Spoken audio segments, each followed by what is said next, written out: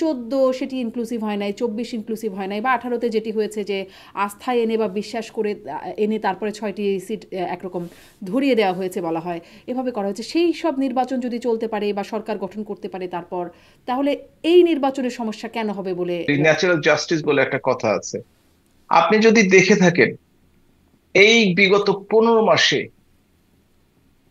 BNP যে অত্যাচার করেছে, অগ্নিসংযোগ করেছে, হত্যা করেছে, মিথ্যা মামলা দিয়েছে, চাঁদাবাজি করেছে, লুণ্ঠন করেছে, অত্যাচার করেছে। সুতরাং বিএনপির অগাস্ট গত বছরের তুলনায় সময়টির জনপ্রিয়তা ছিল, সেটিতে ধস নেমেছে। ন্যাচারাল জাস্টিসের কথা বলছেন আপনারা, কি সেই ন্যাচারাল জাস্টিসেরই শিকার? 15 বছরের এই ইউএস ডিপ স্টেটের সাথে কাজ করেছেন শেখ হাসিনা সরকারের 3জন মন্ত্রী বা মন্ত্রী পর্যায়ের ব্যক্তি। একজন হচ্ছেন তার উপদেষ্টা সালমান এফ রহমান, একজন সাবেক আইনমন্ত্রী আনিসুল হক এবং তথ্য প্রতিমন্ত্রী মোহাম্মদ এ আরাফাত। যে গুমের সাথে সম্পৃক্ততা, সেনা কর্মকর্তা যারা আসলে বিভিন্ন কমান্ডিং অথরিটির অধীনস্থ ছিলেন, তাদের এই যে সম্পৃক্ততা দেখা যাচ্ছে, এবং সাবেক প্রধানমন্ত্রীটি সরাসরি আসামি, সাবেক স্বরাষ্ট্রমন্ত্রী আসামি। এটা আওয়ামী লীগের কথা বলছেন কেন? র্যাব তৈরি হয়েছে বিএনপির সময়, তারা যে এক্সট্রা জুডিশিয়াল কিলিং গুলো করেছে সেই বিচারের কথা বলবেন না? জেনারেল এরশাদের সময় গুলি করে লাল দিঘির ময়দানে 21 জন 22 জন মানুষকে হত্যা করেছে, তার কথা বলবেন না? নিশ্চয়ই। 21শে আগস্ট গ্রেনেড হামলায় বিএনপির সময় 21 জন মানুষকে আইবি রহমান সহ হত্যা করা হয়েছে, তাদের কথা বলবেন না? নিশ্চয়ই। আওয়ামী লীগ যেহেতু একটু বেকায়দায় পড়ে আছে, হাতি তো একটু কাদায় পড়লে নাকি চামচিকে ও লাথি দেওয়ার চেষ্টা করে। কিন্তু এখন যেহেতু আপনারা চামচিকার জায়গায় আসছেন, আপনাদের এই বিষয়গুলো জবাব দিতে হবে। আমি নিজেদের চামচিকে, আমি হাতি হিসাবে বলেছি। হাসিনা সরকারের কিছু ভুল ছিল বলে সম্প্রতি আন্তর্জাতিক গণমাধ্যম এপিকে দেয়া সাক্ষাৎকারে স্বীকার করেছেন সাবেক প্রধানমন্ত্রী পুত্র সজীব ওয়াজেদ জয়। তিনি জাতিসংঘের দেয়া 1400 জন হত্যাকাণ্ডের তথ্যে আপত্তি জানালেও উদ্ধৃত করেছেন স্বাস্থ্য মন্ত্রণালয়ের দেয়া প্রায় 800 জন নিহতের তথ্য। তাহলে কি এই 800 হত্যাকাণ্ডের দায় নিচ্ছে তৎকালীন সরকার? গণঅভ্যুত্থানে যুক্তরাষ্ট্র বা মার্কিন ডিপ স্টেটের কথা শেখ হাসিনা এবং তার দল বলেছেন বারবার। ডিপ স্টেটের ভূমিকার কথা এসেছে গণঅভ্যুত্থানের পক্ষের শক্তি, এমনকি স্বয়ং মার্কিন মুলুক থেকেও। কিন্তু সম্প্রতি ভারতীয় স্বনামধন্য সাংবাদিক চন্দন নন্দী প্রকাশ করেছেন ডিপ স্টেটের সাথে সম্পৃক্ত ছিল শেখ হাসিনা সরকারেরই 3 গুরুত্বপূর্ণ মন্ত্রী। তাদের ব্যাপারে কি আলোচনা আওয়ামী লীগের ভিতর? এসব নিয়ে আলোচনা, বর্তমান অবস্থা, নিকট অতীত এবং নিকট ভবিষ্যৎ, এই মিলিয়ে আপনার সাথে আসলে কথা বলতে চাই। শুরু করতে চাই যে সাবেক প্রধানমন্ত্রী পুত্র সজীব ওয়াজেদ জয়, তিনি সম্প্রতি একটা গণমাধ্যমকে সাক্ষাৎকার দিয়েছেন এপিতে। তার সাক্ষাৎকারে তিনি বলছেন যে একটা মানে দেশে স্থিতিশীল অবস্থা আনতে হলে একটা ইনক্লুসিভ নির্বাচন দরকার এবং আওয়ামী লীগকে ছাড়া গ্রহণযোগ্য নির্বাচন হবে না। আমি, এটি একটা পুরনো প্রশ্ন বা বহুল জিজ্ঞাসিত প্রশ্ন, তবু এটা দিয়ে শুরু করি যে ধরেন 14 সেটি ইনক্লুসিভ হয় নাই, 24 ইনক্লুসিভ হয় নাই, বা 18-তে যেটি হয়েছে যে আস্থায় এনে বা বিশ্বাস করে এনে তারপরে 6টি সিট একরকম ধরিয়ে দেওয়া হয়েছে বলা হয়, এভাবে করা হয়েছে। সেই সব নির্বাচন যদি চলতে পারে বা সরকার গঠন করতে পারে তারপর, তাহলে এই নির্বাচনের সমস্যা কেন হবে বলে মানে সাবেক প্রধানমন্ত্রী পুত্র বলছেন বা আওয়ামী লীগ মনে করে? ধন্যবাদ আপনাকে। আপনি যে প্রশ্নটি দিয়ে শুরু করেছেন একদম যৌক্তিক প্রশ্ন। প্রশ্নটি হচ্ছে যে বাংলাদেশের সবচেয়ে পুরনো দল এবং সবচেয়ে জনপ্রিয় দল, বাংলাদেশের ভোটের ইতিহাসে 2008 সনের কথাই বলি, 48 ভাগের বেশি ভোট পেয়েছে যে দলটির জনসমর্থন এবং ভিত্তি রয়েছে প্রত্যেকটি গ্রাম মহল্লায়, সেই দলকে বাদ দিয়ে নির্বাচনে আসলে কেউই হয়তো নির্বাচন করতে পারবে না, অথবা নির্বাচন করলেও বেশি দিন ক্ষমতায় থাকতে পারবে না। আপনারা নিশ্চয়ই লক্ষ্য করেছেন, বাংলাদেশের দুটি নির্বাচন হয়েছে। 96-এর 15ই ফেব্রুয়ারিতে মাসের মধ্যে তৎকালীন সরকারকে পদত্যাগ করে নতুন নির্বাচন দিতে হয়েছিল। তেমনি ভাবে 86 সনে, 88 সনে জেনারেল এরশাদ নির্বাচন করেও পূর্ণ মেয়াদ ক্ষমতায় থাকতে পারেনি, শুধুমাত্র আওয়ামী লীগ অংশগ্রহণ না করার কারণে। সুতরাং এটা তো সত্য কথা, আওয়ামী লীগ অংশগ্রহণ না করলে কোনো নির্বাচনই সঠিকভাবে হতে পারবে না, অথবা হলেও তারা টিকতে পারবে না। এই জন্য হয়তোবা তিনি এই কথাটি বলেছেন। মানে এটি তো আসলে পুরনো, আপনি একটা ইতিহাসের কথা বলছেন যে এরকমটা অতীতে ঘটেছে, কিন্তু বর্তমান বাস্তবতার সাথে সেই বাস্তবতার যেমন পার্থক্য আছে, আবার এইরকমও হয়ে গেল, মানে আমি যে নির্বাচনগুলোর কথা বলছিলাম যে 14 বা 24-এর নির্বাচন, যেখানে আসলে বাংলাদেশের অন্যতম বড় দুটি দল আওয়ামী লীগ নিঃসন্দেহে এবং বিএনপি, যারা আসলে একবার আওয়ামী লীগ আসলে একবার বিএনপি এসেছে, এভাবে করে আমরা আমাদের ক্ষমতার পরিবর্তনগুলো হতে দেখেছি।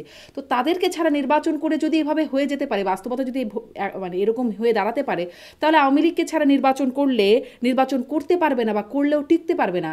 সামনে এরকম কেন পরিস্থিতি হবে বলে মনে করছেন, আপনি যেখানে যে আওয়ামী লীগ কথাটি এখন বললেন আসলে যে পতিত হয়েছে এবং আ- আ- মানে ক্ষমতাচ্যুত? আওয়ামী লীগ অবশ্যই যে কোনো অবস্থার তুলনায় বিপর্যস্ত ছিল আজ থেকে 15 মাস আগে, কোনো সন্দেহ নেই।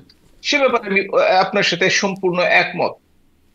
কিন্তু যে ব্যাপারটিতে একমত না, আপনি বললেন আওয়ামী লীগ ক্ষমতায় আসবে, নাহলে পরবর্তী বিএনপি, বিএনপির পরে আওয়ামী লীগ ক্ষমতায় আসবে। আসবে না, এসেছে আর কি, 12টি আমরা যদি আমাদের ইতিহাসগুলো দেখি কে, এসেছে। না না, ইতিহাস দেখলে আসেনি আসলে। এ পর্যন্ত 12টি নির্বাচন হয়েছে জাতীয় সংসদে। যদি 4বারের কথা বলে থাকেন, হুম।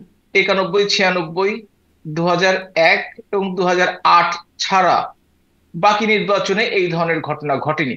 সুতরাং ইতিহাস বলে না যে আওয়ামী লীগের পরে বিএনপি কে আসতে হবে কিংবা বিএনপির পরে আওয়ামী লীগকে আসতে হবে। কারণ 2/3 নির্বাচনে, অর্থাৎ 12টি নির্বাচনের মধ্যে 8টি নির্বাচনে সেটি ঘটেনি।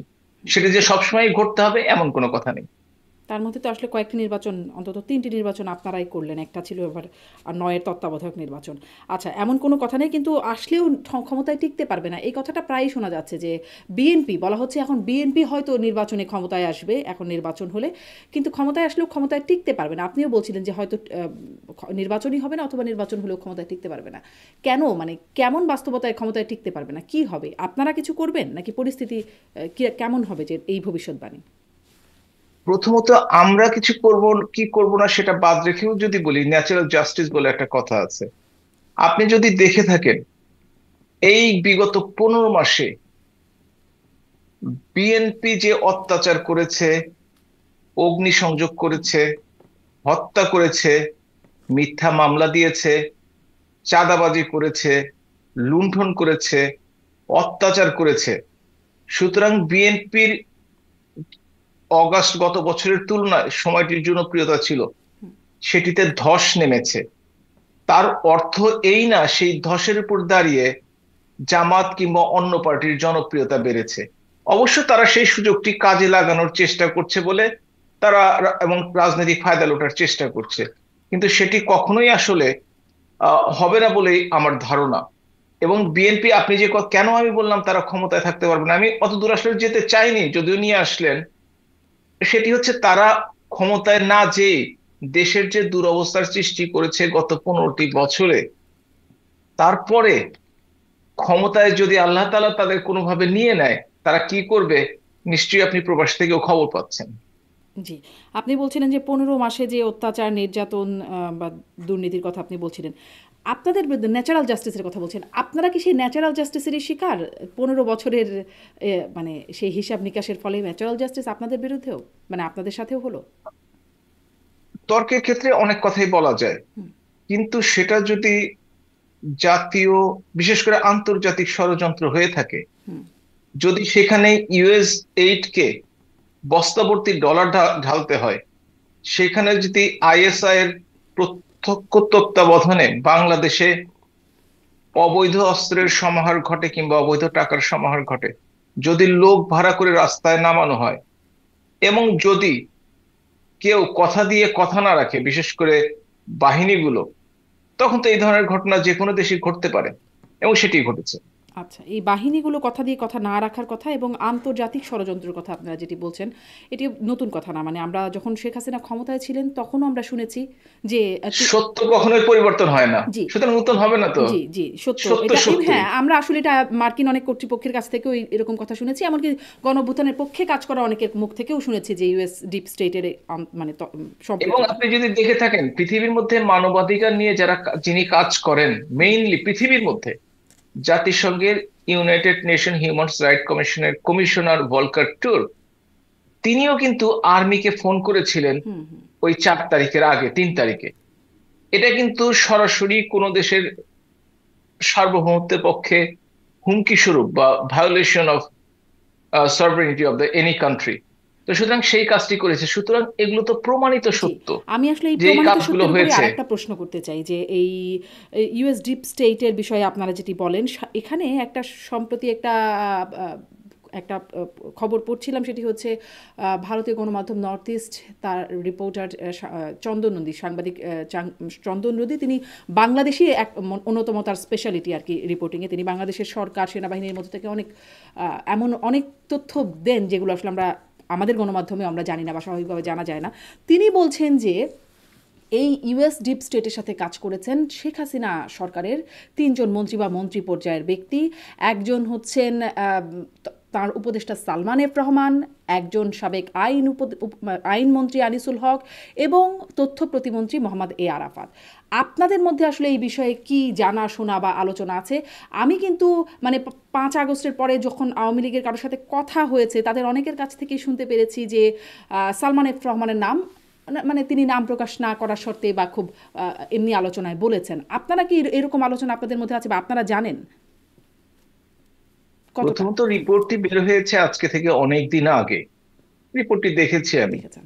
সেটা ধরেন আজকে থেকে অন্তত 3 মাস বা 2 মাসের বেশি 1 সময় মাস আগে, আগে আমি মনে হয় দেখছিলাম রিপোর্টটি। জি, হবে অগাস্টের হয়তো মাস 30 তারিখে। জি। 2 মাস কমপক্ষে। তো সেই রিপোর্টটি বহু পুরনো রিপোর্ট এবং এটি নিয়ে অনেক আলোচনা হয়েছে। হুম, সত্যিকার অর্থে কেউ যদি ডিপ স্টেটের এজেন্ট হয়ে থাকে, হুম, হুম।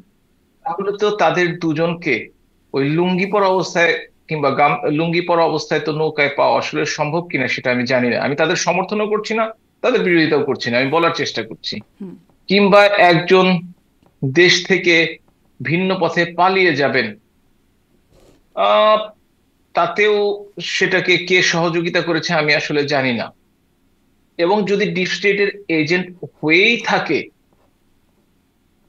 তাহলে তো আসলে গোয়েন্দা সংস্থাগুলো থেকে এখন সেই রিপোর্টগুলো আসার কথা ছিল। কারণ এখন তো গোয়েন্দা সংস্থাগুলো আর আওয়ামী লীগের নিয়ন্ত্রণে না, নেই। কিন্তু গোয়েন্দা সুতরাং সংস্থাগুলো তো আর ডিপ স্টেটের কথা বলবে না, যেহেতু আওয়ামী লীগ নাই, এটা তো আওয়ামী লীগ এখন বলে বা ওটা।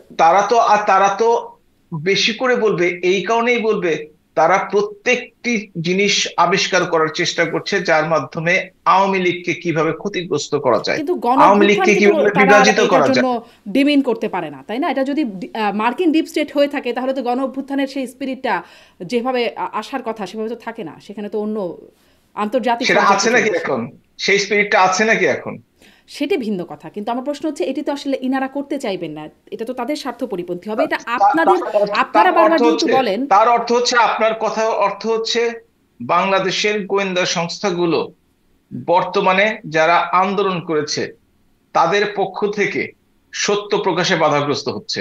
আসলে এটা আমি ঠিক এই অর্থেই বলতে পারবো না, কিন্তু আমি এটা বলতে পারবো ক্ষমতাসীনদের পক্ষেই সবসময় আমরা দেখেছি আমাদের যাবতীয় সংস্থার একটা বড় অংশ কাজ করে এবং ক্ষমতা পরিবর্তনের সাথে সাথে আগের ক্ষমতাসীন যারা ছিল তাদের যাবতীয় দুর্নীতি, অপকর্ম, এই ওই সেই অনেক কিছু বের হয়ে আসে ক্ষমতার পরিবর্তনের সাথে সাথে। হয়তো এটা পরিবর্তন হলে আমরা অনেক কিছু দেখতে পাবো, তখন হয়তো বলবে। কিন্তু আপনি এটা একটু আপনার কাছে স্পষ্ট হই যে আপনারা তাহলে এই ক্ষমতার বিষয়ে। পরিবর্তনের আগেই তো আমরা অনেক কিছু দেখতে পাচ্ছি।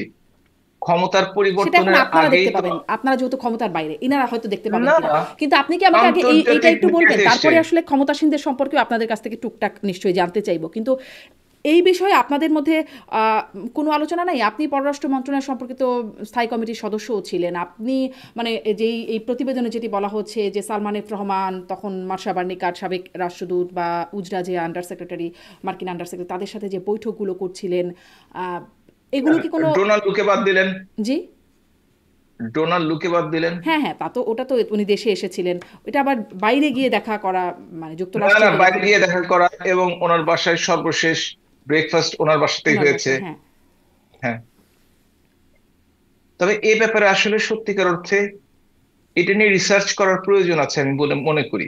কারণ হালকাভাবে নর্থ ইস্ট নিউজ পেপার কি ছাপলো কিংবা চন্দন নদী কি ছাপলো, হুম। সেটা বিশ্বাস অবিশ্বাস না করে সত্যটি উদ্ঘাটন হওয়া দরকার। এটি সকলের জন্য মঙ্গল। একজন মানুষকে যেমন মিথ্যা ব্লেম দেওয়া উচিত না, আবার কেউ যদি সরাসরি এর সাথে জড়িত থাকে তাহলে দলগতভাবে আওয়ামী লীগ ক্ষতিগ্রস্ত হয়েছে সে ব্যাপারটিও দেখার দরকার আছে বলে আমি মনে করি। সেটা কি দেখা হচ্ছে, খতিয়ে দেখা হচ্ছে যে তাদের আসলে সম্পৃক্ততা ছিল কি আদৌ, বা কতটা ছিল থাকলে? সেই অবস্থানটি কি এখন সত্যিকার অর্থে দলীয় ভাবে আওয়ামী লীগের আছে কিনা সেটাও তো প্রশ্ন সাপেক্ষ। কেন? 4ই অগস্টের পর যে অত্যাচার, নির্যাতন, অনাচার, বাড়ি পোড়ানো, হত্যা করা আওয়ামী লীগ উপর নেমে এসছে, এটা অন্য কোনো সময় 54 বছরের ইতিহাসে ঘটেনি, এমনকি আওয়ামী লীগের 76 বছরের জীবনেও ঘটেনি। হুম। আপনি যদি দেখে থাকেন, শুধুমাত্র মব ভায়োলেন্সের মাধ্যমেই 637 জনকে হত্যা করা হয়েছে।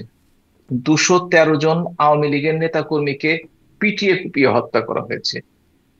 64 জন, যার অধিকাংশই আওয়ামী লীগের নেতা কর্মী, এক্সট্রা জুডিশিয়াল কিলিং করা হয়েছে।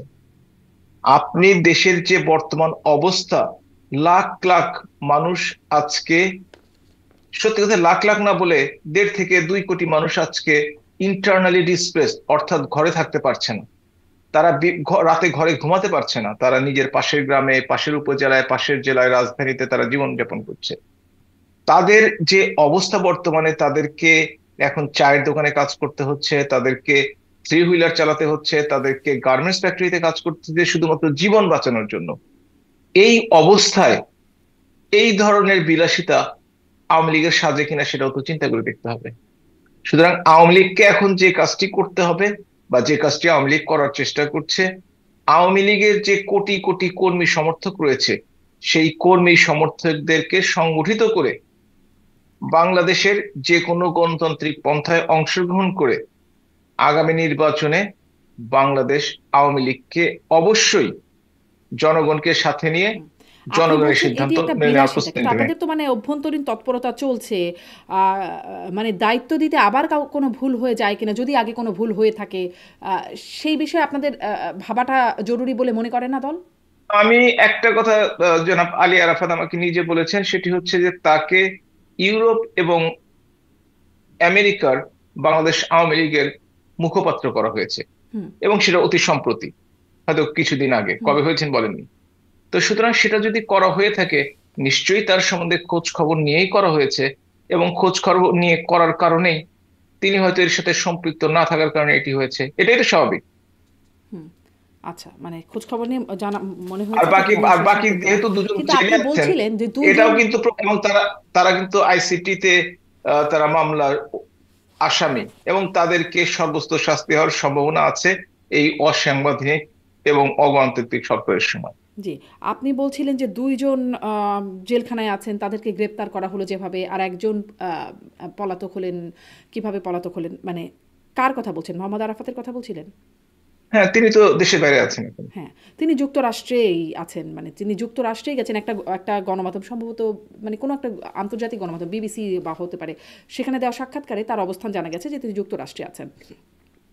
তো হুম।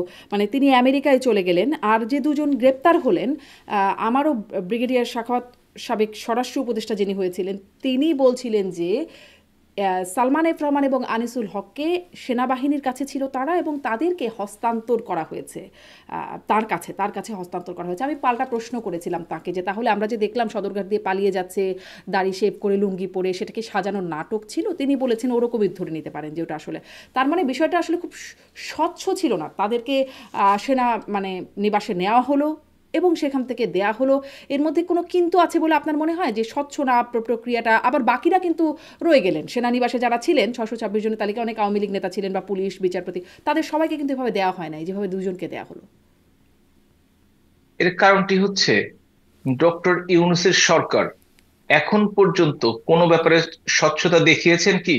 তিনি যে সম্প্রতি আমেরিকার সাথে একটা চুক্তি করেছেন, এনডিএ, নন ডিসক্লোজার এগ্রিমেন্ট স্বাক্ষর করে, যেটি বাংলাদেশের ইতিহাসে কোনোদিন হয়নি। সুতরাং তিনি কি সেটা ডিসক্লোজ করেছেন? এই সরকার যে সিদ্ধান্তগুলো নিচ্ছে, এটি কি সংখ্যাগরিষ্ঠ জনগণের মতামত নিয়ে, নাকি অস্বচ্ছতার মাধ্যমে কিছু পছন্দের দলের সাথে আলোচনা করে? সেগুলো তো বিবেচনা করে দেখতে হবে। যে সরকার না, কিন্তু এটা তো নির্বাচিত সরকারের ভাবে সমালোচনা করছেন, এরকম অনেক করতে পারবেন। আমি কিন্তু আমি তো না না, আমি সেনাবাহিনী কেন আমি দিল? সরকার, সেনাবাহিনী কেন দিল মানে তাদের সেটা আমার সেফলি মনে রাখলোই হয়, কেন, আবার দিলই কেন? জি প্লিজ। আপনি যেমন ব্রিগেডিয়ার সাখাওয়াত হোসেনকে নিয়ে প্রশ্নটি করেছেন, আমার মনে হয় জেনারেল ওয়াকারকে প্রশ্নটি করলে আপনি সঠিক উত্তরটি পেয়ে যাবেন। কারণ সেনাবাহিনী কি করেছেন সেটা আমার পক্ষে দেশের বাইরে থেকে এটা বলা কি সম্ভব? এই মানে তার সাথে এদের মানে এনাদের কথা তো বলছেন চন্দন নন্দীর সেই প্রতিবেদনে, কিন্তু জেনারেল ওয়াকারকে নিয়ে আপনারা মোটামুটি সর্বমহল থেকে কেউ সাপ বলেন, কেউ মির্জাফর, কেউ বেঈমান বলে আখ্যায়িত করেন। তার ব্যাপারে কি সবাই মানে একমত আওয়ামী লীগের মধ্যে যে তিনি আসলে বিট্রেয়ার? আওয়ামী লীগের মধ্যে তিনি বিট্রেয়ার, সাপ, এই কথাগুলো কে বলেছে আমি আসলে শুনি নাই। তবে তিনি যে শপথ সাবেক নিয়ে সাবেক দায়িত্ব, স্বরাষ্ট্রমন্ত্রী আসাদুজ্জামান খান কামাল বলেছেন, আব্দুর রহমান আওয়ামী লীগের প্রেসিডিয়াম সদস্য তাঁরা বলেছেন। না না, আমি বলেছি আমি শুনিনি। তা আচ্ছা। আমি আপনার কথা বিশ্বাস করছি। হুম। তারা যদি বলে থাকেন, তাদের যেহেতু নেটওয়ার্ক আমার চেয়ে অনেক শক্তিশালী, তারা নিশ্চয়ই জেনে শুনেই বলেছেন। তবে একটা কথা বলতে পারি, তিনি যে শপথ নিয়ে জনগণকে রক্ষা করার যে দায়িত্বটি নিয়েছিলেন, তিনি সম্পূর্ণ ব্যর্থ হয়েছেন। এবং দ্বিতীয় যেটি করেছেন সেটি হচ্ছে, বাংলাদেশের সেনাবাহিনী পেশাদার বাহিনী হিসেবে থাকার কথা ছিল, কিন্তু তিনি তাদেরকে এই গ্রামে গঞ্জে হাটে পুলিশি দায়িত্ব দিয়ে তাদের সম্মান এবং পেশাদারিত্ব দিন দিন ধ্বংস করছেন। এটাও কোনো বিদেশি ষড়যন্ত্রের অংশ কিনা সেটা আমাদের চিন্তা করে দেখতে হবে। জি। এখানেও আপনার এটা কোন দেশের মানে হতে পারে, মানে ধারণা আছে কোনো? আমি আসলে ইন্টেলিজেন্সের সাথে কোনোভাবেই সম্পৃক্ত নই। আচ্ছা, মানে কোনো ধারণাও সুতরাং করতে যারা পারেন কিনা, আছেন যেহেতু তাদের এটুকু ধারণা তাদের করলেন। চিন্তার খোরাকটা দিয়ে দিলাম, তাদেরকে চিন্তার খোরাকটা দিয়ে দিলাম। আচ্ছা, চিন্তার খোরাক, মানে এখানেও কোনো বিদেশি ষড়যন্ত্র থাকতে পারে বলে আপনি মনে করছেন। কারণ চন্দ্রনন্দী একটা রিপোর্টে। সুশৃঙ্খল বাহিনীকে এইভাবে ধ্বংস করে দেওয়া হবে, 15টি মাস তারা ক্যান্টনমেন্টের বাইরে, তাদের এইভাবে ধ্বংস করে দেওয়া হবে চোর ডাকাত ধরতে। আসলেই কি তারা পেশাদারিত্ব বজায় রাখতে পারবে ক্যান্টনমেন্টে ফিরে, যে জি। হয়তো আরো 15টি কিছুদিন মাস তাদের বাইরে থাকতে ক্যান্টনমেন্টের হবে? বাইরে, কিন্তু এটাও আবার প্রশ্ন যে পেশাদারিত্বের জায়গায় যেভাবে মানে এখন যে গুম কমিশনের রিপোর্ট এবং তারপরে যে এই বিচারও একটা প্রক্রিয়া শুরু হয়েছে, যেখানে সেনা কর্মকর্তাদেরকে আসামি করা হয়েছে 25 জন না 28 জন, 25 জন মনে হয়। তাদের বিরুদ্ধে মামলা আছে, 15 জন বর্তমান 30 জন, হ্যাঁ, হ্যাঁ, 30 জন, সব মিলে 25 তার জন। মধ্যে তো শেখ হাসিনা, সাবেক স্বরাষ্ট্রমন্ত্রী তারা আছেন, তারেক জি জি সিদ্দিকী আছেন, এবং বাকিরা জি। বর্তমান এবং সাবেক সেনা কর্মকর্তা। তো তো পেশাদার বাহিনীকে এরকম ভাবে মানে এরকম অপরাধের সাথে সম্পৃক্ত করা, এটি কি পেশাদারিত্বের কোথাও ব্যত্যয় না? আপনি একটি কথা চিন্তা করে দেখেন, আপনি তো এই 15 জনের কথা বললেন, কিন্তু এর আগে তো মেজর জেনারেল জিয়াকেও তো আরো হেনস্থা করে নেওয়া হয়েছে। এদের কিন্তু একটা এয়ার কন্ডিশন সুন্দর হুম। একটা প্রিজন ভ্যানে নিয়ে আসা হয়েছে। এদেরকে কিন্তু ওই খাঁচার মতো প্রিজন ভ্যানে নিয়ে আসা হয়নি। এদেরকে কিন্তু আমি হাতে হাত করা দেখিনি, এদের কিন্তু মাথায় হেলমেট দেখিনি, এদের কিন্তু বুলেট পরা জ্যাকেট দেখিনি। এবং এদের জন্য বিশেষ সময় আদালত বসিয়ে সেই ভোরবেলা নিয়ে আসা হয়েছে। জেনারেল জিয়ার ক্ষেত্রে কিন্তু সেটা ঘটেনি। তিনিও কিন্তু এই সেনাবাহিনীরই একজন উচ্চপদস্থ কর্মকর্তা। পক্ষে বিপক্ষে ভালো মন্দ সেটা পরের কথা, কিন্তু বিচার যখন শুরু হয়, প্রত্যেকটি বিচার প্রার্থীর সমান সুযোগ থাকা উচিত, যেটি হয়নি। আমি বারবার বলছিলাম অস্বচ্ছতার কথা। এ সরকার কখন কি করে ফেলে, এবং তার পরবর্তীতে যদি আপনি দেখে থাকেন, ওই যিনি প্রেস সচিব তিনি বললেন এরপরে আর কোনো সেনা অফিসারকে গ্রেফতার করা হবে না। অর্থাৎ তারাই সিদ্ধান্ত নেন কাকে গ্রেফতার করবেন, কাকে এটি তিনি গ্রেফতার করবেন প্রসিকিউশন না। টিমের কাছ থেকে জানতে পেরেছেন, যেখানে ইনি কথাটি বলেছেন, পুরো কথাটা হচ্ছে তিনি শুনেছেন প্রসিকিউশনের কাছ থেকে যে আর হবে না। হ্যাঁ। কেন তাকে এই কথাটা বলতে হবে, আর না বলতেই হলো? হুম। প্রসিকিউশন টিম কিভাবে সিদ্ধান্ত নেয় তদন্ত শেষ হওয়ার আগে যে আর কাউকে গ্রেফতার করা হবে না? সেটা নিয়েও তো প্রশ্ন উঠতে পারে। যখন মামলা একটি চলমান, চার্জ গঠন এখনো হয়নি, তখন তারা কিভাবে বুঝতে পারে এর সাথে আর কেউ হুম। সম্পৃক্ত নাই, শুধু এই কয়জনই সম্পৃক্ত আছেন? আর একটা কথা বলি, সেটা হচ্ছে, এটা যদি কোনো কারণে বাংলাদেশে বা পৃথিবীর যে কোনো দেশে, বা আমি আমার দেশের কথাই বলি, যে এই জুলাই আগস্টে অনেকে মারা গেছেন, এবং সেটার জন্য সরাসরি শেখ হাসিনাকে সরাসরি আসামি করা হচ্ছে, অর্থাৎ তিনি সরকারের সর্বোচ্চ পর্যায়ে থাকার জন্যই কিন্তু তিনি আসামিটি হলেন। তাহলে সেনাবাহিনীর সর্বোচ্চ পর্যায়ে, আর সেনাবাহিনী তো আরো ডিসিপ্লিন ফোর্স, সেনাবাহিনীর সর্বোচ্চ যিনি জেনারেল ওয়াকার, তার পরামর্শ কিংবা তার হুকুম ছাড়া কি কোনো কিছু ঘটতে পারে?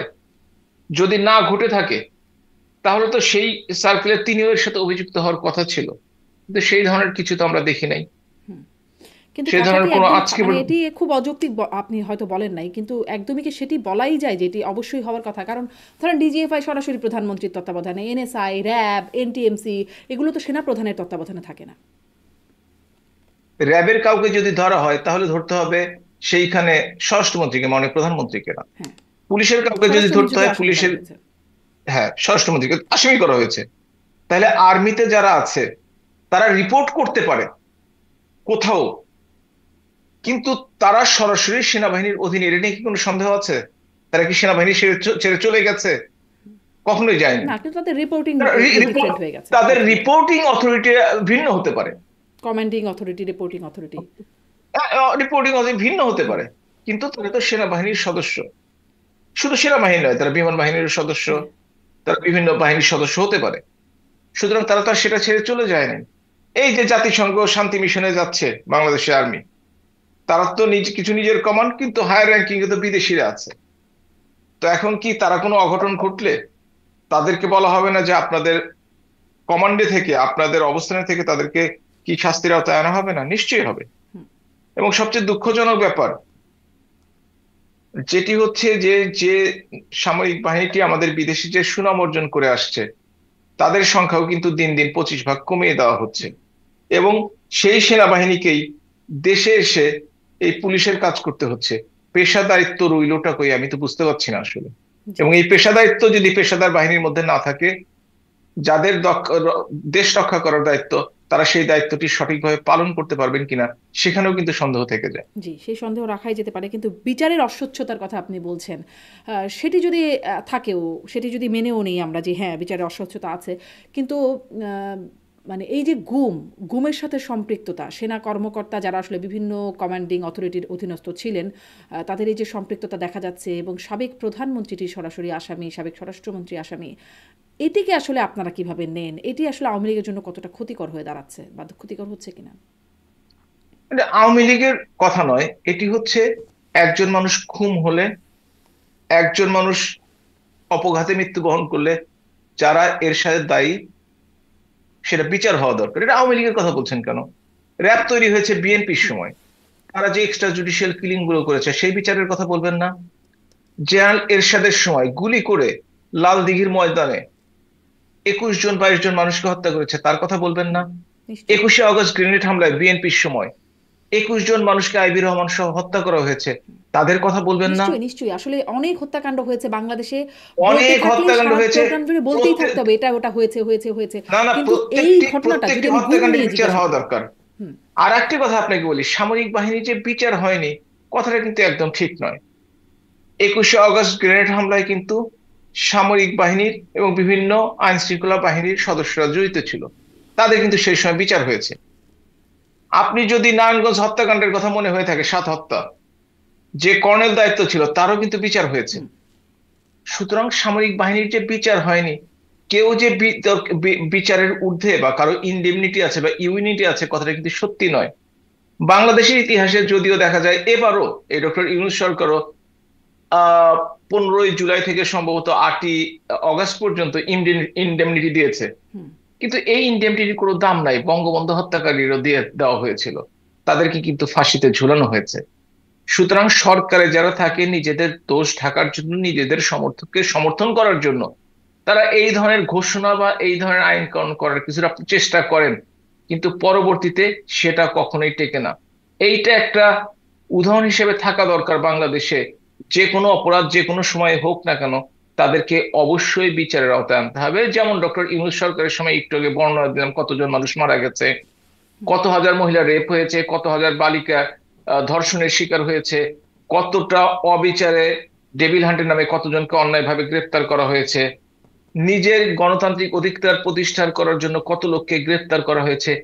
এগুলোর প্রত্যেকটির হিসাব কিন্তু হবে, হয়তো এখন হবে না, কিন্তু হিসাব কিন্তু ওই থেকে যে যায়। আমি বলছিলাম যে ক্ষমতা পরিবর্তন হলে হিসাব দিতে হয়, সব সময়, মানে আপনাদের সময় ওই আন্তর্জাতিক মানবাধিকার সংস্থাগুলো বলতো, এখনও আন্তর্জাতিক মানবাধিকার সংস্থাগুলো বলছে, যেই মানবাধিকার সংস্থাগুলো বলছে আওয়ামী লীগের উপরে নিষেধাজ্ঞা, যে কর্মসূচির উপর বা কর্মকাণ্ডের উপর নিষেধাজ্ঞা দেওয়া হচ্ছে, সেটি প্রত্যাহার করে নেওয়ার আহ্বান জানাচ্ছে, তারা এই গুম খুনের বিচার করার জন্য বা বিচারের প্রক্রিয়ার মধ্যে নেওয়ার জন্য আবার সাধুবাদও জানাচ্ছে ডক্টর ইউনূসকে। আপনি কি মানে তার সাথে সাথে কিন্তু এটি এটাও আপনি যোগ কি করেছে বলবেন, এই যে যে গুমের এই অভিযোগে অভিযুক্ত হচ্ছেন, এদিকে কি আপনারা স্বীকার করেন এই অভিযোগটা এবারে, বা আংশিক স্বীকার করেন নাকি একেবারে অস্বীকার করেন? স্বীকার অস্বীকার, আংশিক স্বীকারোক্তি, আমি এটাকে কোনোভাবেই গ্রহণযোগ্য বলতে পারি না। কারণ ধরেন, কথার কথা, 10 জন মানুষ কোনো কারণে গুম হয়েছে, আমি যদি আংশিক স্বীকার করি সেটা মিথ্যা হবে। আমি যদি 10 জনই স্বীকার করি, আমি তো বিচারক নই, আমি তো এখন পর্যন্ত কোর্টে কেসটা হাজির করতে পারিনি, আমি তো সেটার কোনো রায় পাইনি, সুতরাং কিভাবে আমি তাদেরকে অপরাধী বলবো? কিংবা আমি যদি অস্বীকার করি, কেউ একজনও যদি গুম হয়ে থাকে, তাহলে তো সেটা আমার করা ঠিক হবে না। জি, মানে বিচারের রায় হলে সেই রায় নিয়ে তো আপনারা অবশ্যই প্রশ্ন করবেন, কিন্তু মানে আপনারা মানে আওয়ামী লীগ ক্ষমতায় ছিল সেই সময় এটি আন্তর্জাতিক গণমাধ্যমে আলোচনা হয়েছে, তখনও আলোচনা হয়েছিল। গুমের শিকার সাংবাদিক তিনি তার অভিজ্ঞতার কথা বলেছেন।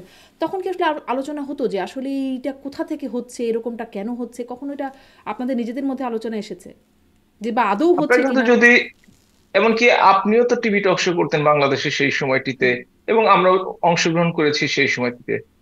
আমরা কিন্তু বরাবরই সংখ্যা নিয়ে সোচ্চার ছিলাম, কিন্তু যেহেতু সংখ্যাধিক্য দেখাতো, কিন্তু জাতিসংঘের রিপোর্ট যেটি এসেছিল 68 জন বা 73 জন, সেটা নিয়ে কিন্তু আওয়ামী লীগ কোনোদিন কোনো মন্তব্য করেনি আসলে, হুম, স্বীকার অস্বীকার কোনোটি করেনি। তবে যারা ফিরে এসছে, যারা যারা বিভিন্ন সময় দেশে বিদেশে পালিয়েছিল, তারা যখন ফিরে এসে সেটা প্রকাশ করার চেষ্টা করেছে।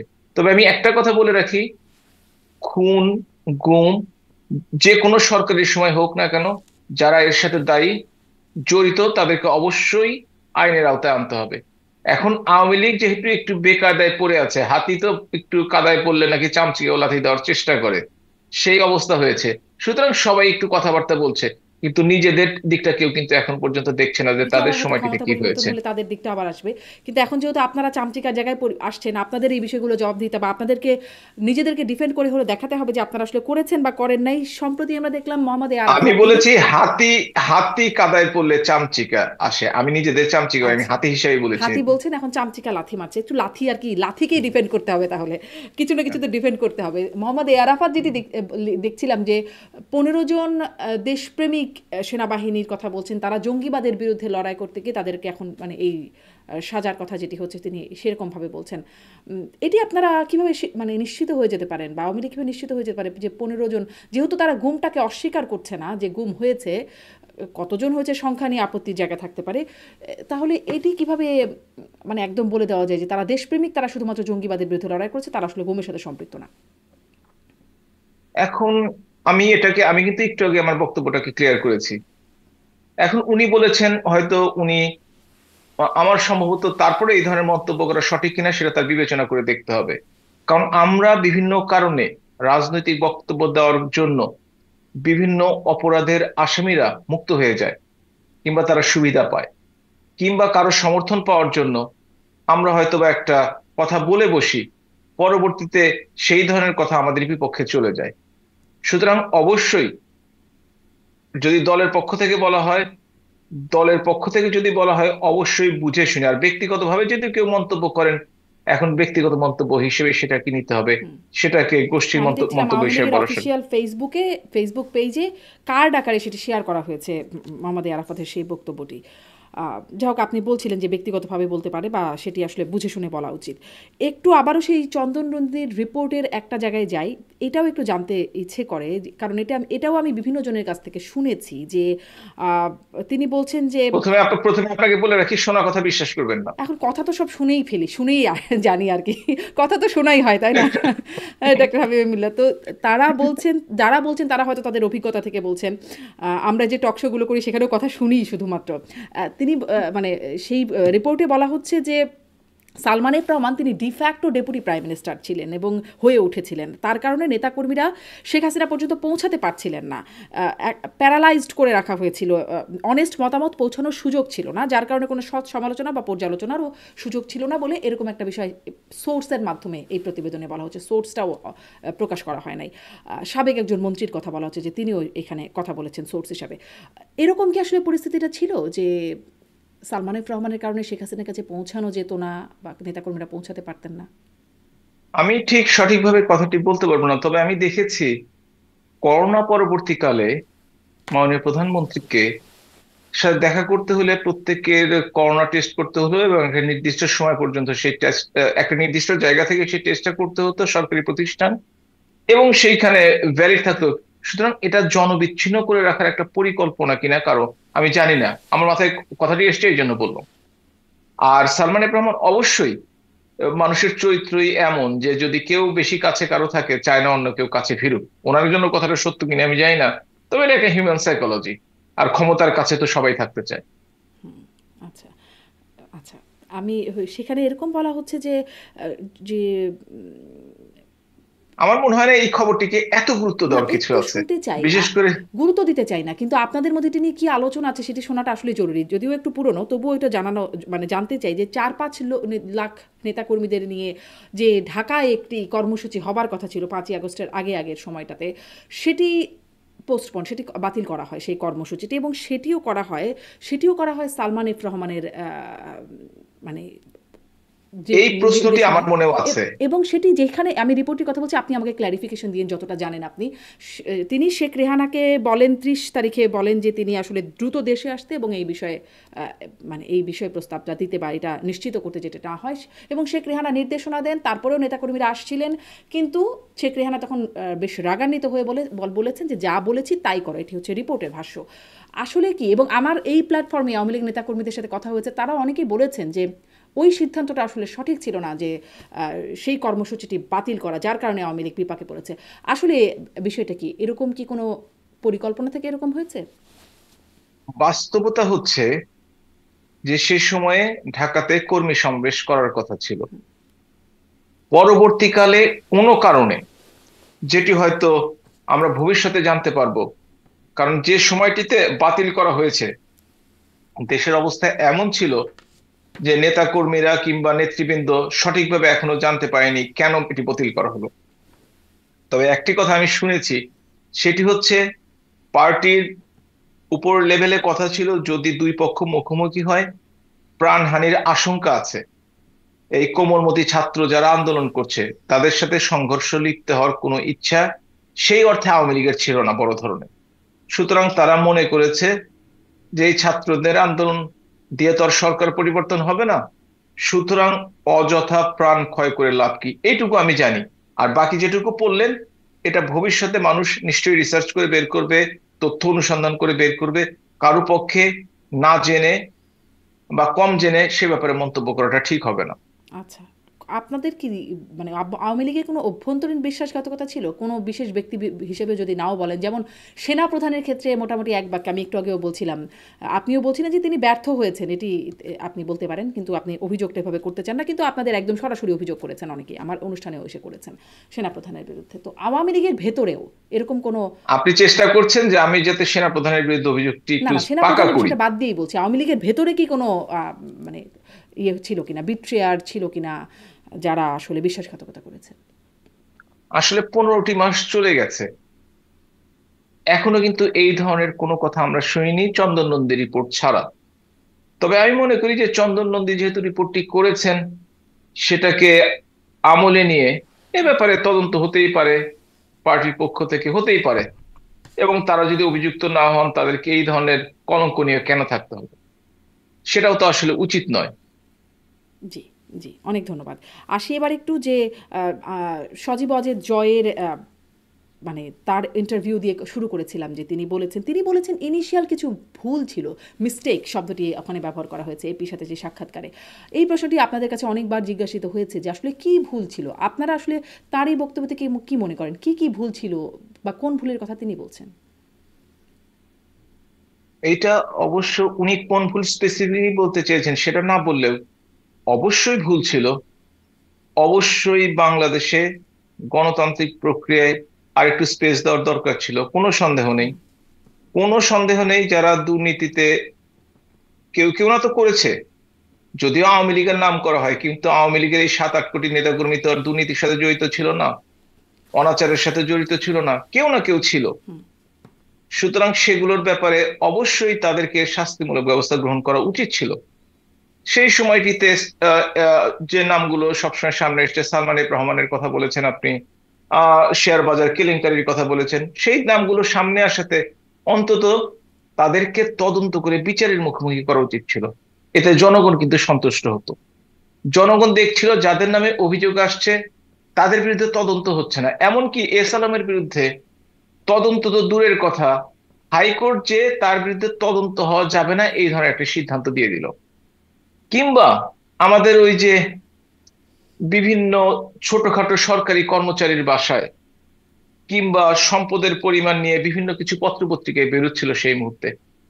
এতে আসলে তাদেরকে যদি সরাসরি বিচারের আওতায় আনা যেত, অন্যায়, ঘুষ, দুর্নীতি পৃথিবীর সব দেশে আছে বিভিন্ন রকম, কিন্তু সেটা যদি তাদেরকে বিচারের আওতায় আনা যায়, তাহলে সেই দেশের জনগণ সন্তুষ্ট থাকে। আমরা হয়তো কিছু লোককে আইনের আওতায় আনতে ব্যর্থ হয়েছি সেই সময়টিতে, এবং তার জন্যই হয়তোবা আমাদের ব্যাপারে সেই মুহূর্তে জুলাই অগাস্টে আমাদের জনপ্রিয়তা অনেক কম ছিল, যেটা ডক্টর ইউনূসের বিভিন্ন ভুল, অস্বচ্ছতা এবং দুর্নীতির কারণে জনগণ ভুল বুঝতে পেরে আবারও ভালো আছি শব্দটি ব্যবহার করছে। এবং আওয়ামী লীগের জনপ্রিয়তা যে কোনো সময়ের চেয়ে, গত 15 বছরের যে কোনো সময়ের চেয়ে এখন অনেক বেশি। সেটা বাংলাদেশের জনগণের পক্ষ থেকে সবাই বুঝতে পারছে। সুতরাং আমরা যে ভুলগুলো করেছি, অবশ্যই ভুল হলে ভুলের জন্য শাস্তি পেতে হবে, কোনো সন্দেহ নেই, হুম। কিন্তু এদিকে শাস্তিটি আসলে আসলে ভুল, মানে আওয়ামী আওয়ামী লীগের লীগের জনপ্রিয়তা নিয়ে একটু কথা বলবো, আওয়ামী লীগের ভোটার যদি বেড়ে থাকে সেটা নিয়ে একটু কথা বলবো, কিন্তু এটা কি ভুল নাকি এখানে কোনো ডিলিংস ছিল? যদি বলি এস আলম, যদি বলি সালমান এফ রহমান, তাদের এই বিষয়গুলো কি শুধুমাত্র ভুল হয়ে গেছে নাকি এখানে কোনো ডিলিংস ছিল, যেটি শোনা যায় আর কি? আহ, আবারও শোনা কথায় আমি এখন আসলে কিভাবে বিশ্বাস বলবো, করতে পারি না। আমি তো আর জানি তবে না কে হ্যাঁ, কি করছেন, হ্যাঁ, আপনিও জানেন আপনিও না, কিন্তু জানেন না, আমাদেরকে পারসেপশন আমিও শুনতে জানি হয়, না, তথ্য আপনিও নিতে হয়। জানেন না। Perception is different. হ্যাঁ, এবং তথ্য পাবলিক নিতে হয়, পারসেপশনে, তথ্যটাও শুনি আসলে। না না, পাবলিক পারসেপশন সম্বন্ধে যদি বলেন, হ্যাঁ, পাবলিক পারসেপশন কিন্তু সত্য হোক মিথ্যা হোক, ভেরি ইম্পর্টেন্ট। এবং একটা পাবলিক পারসেপশন যদি তৈরি হয়ে যায়, যার বিরুদ্ধে তৈরি হয়ে যায়, যদি নেগেটিভ হয়, তার পক্ষে টিকে থাকাটা খুব কঠিন হয়ে যায়। এটা বাংলাদেশের বিভিন্ন সরকারের পক্ষে দেখা গেছে বিভিন্ন সময়ে। এই পাবলিক পারসেপশন কিন্তু আইনের ধাক্কায় আবার টিকবে না, কারণ আইন, প্রমাণ এবং সেইগুলো, সাক্ষী, এগুলো দিয়ে তারা বিচার বিবেচনা করবে। তারা পাবলিক পাবলিক পারসেপশনকে কোনো খুবই দুঃখজনক বিষয়, বিচারিক আইনের আদালতে দিকে কোনো যায়েন কাউন্টার। না আপনি, কারণ আইনের সরকার পতনের সাথে সাথে আইনের ধাক্কাটা অন্যের উপরে গিয়ে পড়ে। এখন আপনাদের উপর, আপনারা ক্ষমতায় যখন ছিলেন তখন আরেকজনের উপর, তার আগে আরেকজনের উপর ছিল। অতএব আইনের ধাক্কার কথাটা না বলে সেই জায়গাটাই যদি বলেন যে আসলে এই অবস্থাটার কি পরিবর্তন হওয়া উচিত না? অবশ্যই উচিত, আশা তো ছিল সেরকমই। অবশ্যই উচিত। তাই যদি হয়ে থাকে, ডক্টর ইউনূস যে মানুষের যে আশা আকাঙ্ক্ষা জাগিয়ে সুশাসন প্রতিষ্ঠার জন্য, গণতন্ত্র প্রতিষ্ঠার জন্য, দেশে দুর্নীতি মুক্ত করার জন্য যে আশার বাণী শুনিয়ে আওয়ামী লীগ সরকারকে সেই প্রখ্যাত মেটিকুলাস ডিজাইনের মাধ্যমে ক্ষমতাচ্যুত করে, তার আমলে তো সেগুলো আরো বেশি হচ্ছে, এবং সেগুলো প্রমাণিত। আমরা আমরা প্রমাণ পাচ্ছি একটার পর একটা। তাই যদি হয়ে থাকে, তাহলে সরকার পরিবর্তনের কি প্রয়োজন ছিল? কি জন্য আওয়ামী লীগ সরকারকে সরে যেতে হবে? কেন জনগণকে আওয়ামী লীগ সরকারের সময় যেটুকু সাফার করতে হয়েছে, কিছুটা হলেও করতে হয়েছে, তার চেয়ে অধিক সাফার এখন করতে হবে? ডক্টর ইউনূসকেও একইভাবে সরে যেতে হবে, যদি সে খুব তাড়াতাড়ি নির্বাচন না দিয়ে সরে যায়। জি, সে খুব তাড়াতাড়ি মনে নির্বাচন রাখবেন, দিলেও ওই যে ওখানে আবার আসছিলাম যে তারপরে তার আপনাদের জনসমর্থন বেড়েছে, সেটির কথা, কিন্তু ডক্টর ইউনূসের ব্যর্থতা নিয়ে কথা বলছে এখন তার সমর্থকরাই, তারা যাদেরকে তারা তারা মানে ডক্টর ইউনূস বলেছিলেন তার নিয়োগকর্তা, তারাই বলছেন যে তিনি ব্যর্থ, তিনি বিশ্বাস ভঙ্গ করেছেন, এরকম অনেক কথা এখন আসছে। অতএব ওই প্রসঙ্গটা আলোচনার বাইরে রেখেই আমি আসলে যেই প্রশ্নটা করছিলাম যে ডিলিংস ছিল কিনা এস আলমের সাথে, এস আলম কেন এত সুবিধা পেলেন, কেন সালমান এফ রহমানের বিরুদ্ধে কোনো বিচার হচ্ছে কার না? সাথে ডিলিং ছিল? হ্যাঁ, কার সাথে? আমি জানি না, আপনার কাছ থেকে জিজ্ঞাসা করছি, আপনি কিছু যেহেতু জানেন নাকি? জানেন না, না, এ ব্যাপারে আমার কোনো ধারণা নেই। পাবলিক পারসেপশন অনেক কিছু আছে, কিন্তু পাবলিক পারসেপশন নিয়ে আসলে কথা বলাটা যৌক্তিক না, এটা অন্যায়ভাবে কাউকে দোষারোপ করা হবে। হুম, আচ্ছা, মানে রাতারাতি তার নাগরিকত্ব পরিবর্তন হয়ে যায়, মানে বাংলাদেশি নাগরিকত্ব তিনি ছড়াতে চান, সেটা চলে যায়। আর না, না, আপনিও তিনি বলছিলেন তিনি যেটি তিনি আদালত কিন্তু থেকে তার তিনি তদন্ত কিন্তু বন্ধ তিনি হয়ে কিন্তু যায়, নাগরিকত্ব, বাংলাদেশের নাগরিকত্ব প্রত্যাহার ছেড়ে করেছেন, দিয়েছেন। এক্স্যাক্টলি। প্রত্যাহার করেছেন, কিন্তু তত্ত্বাবধায়ক সরকারের সময় নয়। না, তিনি কিন্তু আওয়ামী লীগ আগে সরকার। থেকে, হ্যাঁ, সেটা আমরা জানতাম না, আমরা পরে জেনেছি সেটা। এবং তিনি সেটা বলেছেন যে তিনি বাংলাদেশের নাগরিক না, তিনি অন্য দেশের নাগরিক, এটা সেটাই, বলেছেন উনি। এই প্রত্যাহারের এবং কৃষি পর্বটাও নাগরিক হিসাবে, একটা প্রসেস আছে, সেটি রাতারাতি হয়ে গেছে, স্বরাষ্ট্র মন্ত্রণালয়ের তত্ত্বাবধান থাকে এটার মধ্যে না, সেটি। স্বরাষ্ট্রমন্ত্রীর কোনো তত্ত্বাবধান নেই এর সাথে। যদি কেউ বিদেশি নাগরিক হতে চায়, বাংলাদেশের স্বরাষ্ট্র মন্ত্রণালয়ের কি দায় দায়িত্ব আছে? বিদেশি নাগরিক হতে না, কিন্তু বাংলাদেশের নাগরিকত্ব প্রত্যাহার করতে হলে হয়তো জানাতে হয়, হ্যাঁ হয়তো জানাতে হয়, সেটা সেখানে হতে পারে। স্বরাষ্ট্র মন্ত্রণালয়কে এবং ইনভলভ হতে হয়। বেশ কয়েকজনই করেছে বলে শুনেছি। যাই হোক, মানে একে স্বরাষ্ট্র মন্ত্রণালয় সেখানে রাতারাতি করে দিচ্ছে, এদিকে আদালতেও হচ্ছে, মানে বিচারগুলো তো এত হয়ে যাচ্ছে বলে হচ্ছে টাকার এরকম কথা তা না। বলে, জি। যাই হোক, টাকার আপনি এই কথা বলে। বিষয়ে বলছেন যে আপনি খুব বেশি জানেন না। আপনি যে বলছিলেন যে আওয়ামী লীগের জনসমর্থন এখন যে কোনো সময়ের চেয়ে বেড়েছে, আহ, এই যে যদি ফেব্রুয়ারিতে নির্বাচন হয়, যেটি হবার কথা বলছেন বারবার, যদি হয় তাহলে আওয়ামী লীগের ভোটাররা আসলে কি করবে? এখন তাদের হাতে তো আওয়ামী লীগ নাই, কাকে ভোট দেবে? এখন তাদের হাতে আওয়ামী লীগ নেই, ফেব্রুয়ারি আসতে তো আরো 4 মাস বাকি। 3 মাস। এমন ঘটনা, উম, কারণ ফেব্রুয়ারির নভেম্বর প্রথমার্ধে ভোট ডিসেম্বর, হয়ে যাবে। হ্যাঁ আমাদের 6 সপ্তাহ সময় আছে, আসলে ডিসেম্বরের মাঝামাঝি সময়ে তফসিল ঘোষণা হয়ে যাবে, এবং তফসিল ঘোষণা হলে তারপর নির্বাচন হবে 45 দিনের মধ্যে সম্ভবত। ইউজুয়ালি বাংলাদেশে 45 দিন সময় নেয় নির্বাচনের তফসিল ঘোষণার পর থেকে। তো বাংলাদেশ আওয়ামী লীগ যে নির্বাচনে আসতে পারবে না, এতটা কনফার্ম আপনি কিভাবে হলেন? আর বাংলাদেশ আওয়ামী লীগকে ছাড়া নির্বাচন হবে, এটাই বা আপনি কনফার্ম কিভাবে হলেন? এখন যদি আপনি থিওরিটিক্যাল কথা বলেন, সেটা নিয়ে আলোচনা, আপনি বললেন আসতে পারবে না, আমি বললাম আসবে, কিন্তু বাস্তবতা আপনাকে চিন্তা করতে হবে। সেটা আমি একটু আগে বলেছি যে বাংলাদেশ আওয়ামী লীগকে বাদ দিয়ে, যদিও আওয়ামী লীগ বিপর্যস্ত অবস্থায় আছে এই মুহূর্তে, প্রকাশ্য নেতৃত্বের একান্তই অভাব, কিন্তু এই 76 বছরের পুরনো দলটি, যার শিকড় বাংলাদেশের প্রত্যেকটি গ্রাম মহল্লায়, প্রত্যেকটি এলাকায়, কমপক্ষে বাংলাদেশ সবচেয়ে খারাপ সময়টিতে, বঙ্গবন্ধু হত্যার 4 বছর পরে যে জিয়াউর রহমানের সময় সামরিক সরকারের সময় নির্বাচনটি হয়েছিল, তাতে 25 ভাগ ভোট পেয়েছিল, সবচেয়ে খারাপ সময়। এবং 2008 সনে, বাকি 3টি নির্বাচন বাদ দিলাম, 48 ভাগের বেশি ভোট পেয়েছে। লম্বা সময় ক্ষমতা থাকলে বাংলাদেশ জনগণের একটা ধারণা যে তারা সরকার বিরোধী হয়ে যায়, সেই জন্য আওয়ামী লীগের জনপ্রিয়তা কমে গিয়েছিল। কিন্তু আওয়ামী লীগের সময় যে উন্নয়নগুলো করেছে, আওয়ামী লীগের সময় যে আইন শৃঙ্খলার পরিস্থিতি ছিল, মানুষের অর্থনৈতিক অবস্থা ছিল, দ্রব্যমূল্য বেড়েছে কোনো সন্দেহ নেই, কিন্তু তাদের জন্য বেতনও শতভাগ বাড়ানো হয়েছে, সরকারি কর্মচারীদের ব্যবসা বাণিজ্যের সুবিধা পেয়েছে, মানুষ অন্তত, মিথ্যা মামলা হয়েছে কিছু কিন্তু আদালতের যে জামিন পেয়েছে, মানুষের চাঁদাবাজির কবলে পড়ে নাই। এই সমস্ত কারণে মানুষ দেখেছে যে 54 বছরের ইতিহাসে যতগুলো সরকার এসছে, তার মধ্যে আওয়ামী লীগ সবচেয়ে ভালোভাবে দেশ চালাতে পারে। এবং ভবিষ্যৎ যদি আওয়ামী লীগ ক্ষমতায় আসে, তারা আরো বেশি আশা করছে, যেহেতু ভুল থেকে আওয়ামী লীগ শিক্ষা পেয়েছে একটা, সেহেতু তারা আরো ভালোভাবে দেশ চালাবে। জি। এই কিন্তু জন্যই আওয়ামী লীগের কিন্তু জনপ্রিয়তা দিন সাবেক দিন বাড়ছে। প্রধানমন্ত্রী তিনি ভার্চুয়াল বক্তব্যে বলছেন এখন উন্নয়ন বাদ, এরপরে ক্ষমতায় যেতে পারলে শুধু গ্রামের মানুষের ভাত খাওয়ার ব্যবস্থা করবেন, আর সব বিচার হবে আর সংস্কার হবে। এখান থেকে আসলে মানুষ কি আশা করতে পারে? বিচার তো উনি বলেছেন বিচার হবে এবং সংস্কার হবে, আমি কথাটি মানে শুনিনি আসলে। সংস্কারটা আর একটা আলোচনায় বলেছিলেন, এরপর থেকে শুধু বিচার হবে। আর তার আগে একটা আলোচনায় বলেছেন সংস্কার করবেন তিনি। ঠিক আছে, বিচার ব্যবস্থা আমি তো আগেই বলেছি, যে কোনো সরকারের সময় কোনো অপরাধ সংগঠিত হলে তার বিচার হওয়া দরকার।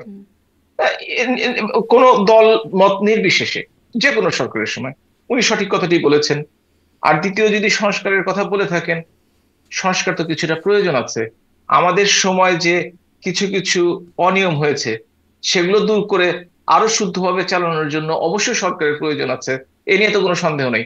আর সংস্কার তো একটা চলমান প্রক্রিয়া, কোথাও তো থেমে থাকবে না, চলতেই থাকবে। সুতরাং সেটি হয়তো তিনি বলেছেন, যদিও আমি শুনিনি, ওই বক্তৃতাটি হয়তো মিস করে গেছি। আপনি বলছিলেন যে আওয়ামী লীগ যে থাকবেন আমি এত নিশ্চিত হই কি করে? আমি আসলে নিশ্চিত না, নির্বাচন হবে কিনা সেটি নিয়ে অনেক অনিশ্চয়তা আছে। কিন্তু মানে যেই এখন যে অবস্থা, আওয়ামী লীগের কর্মকাণ্ড নিষিদ্ধ, নিবন্ধনও বাতিল হয়ে আছে, তাহলে আওয়ামী লীগ থাকবে কি করে যদি ফেব্রুয়ারিতে নির্বাচন হয়?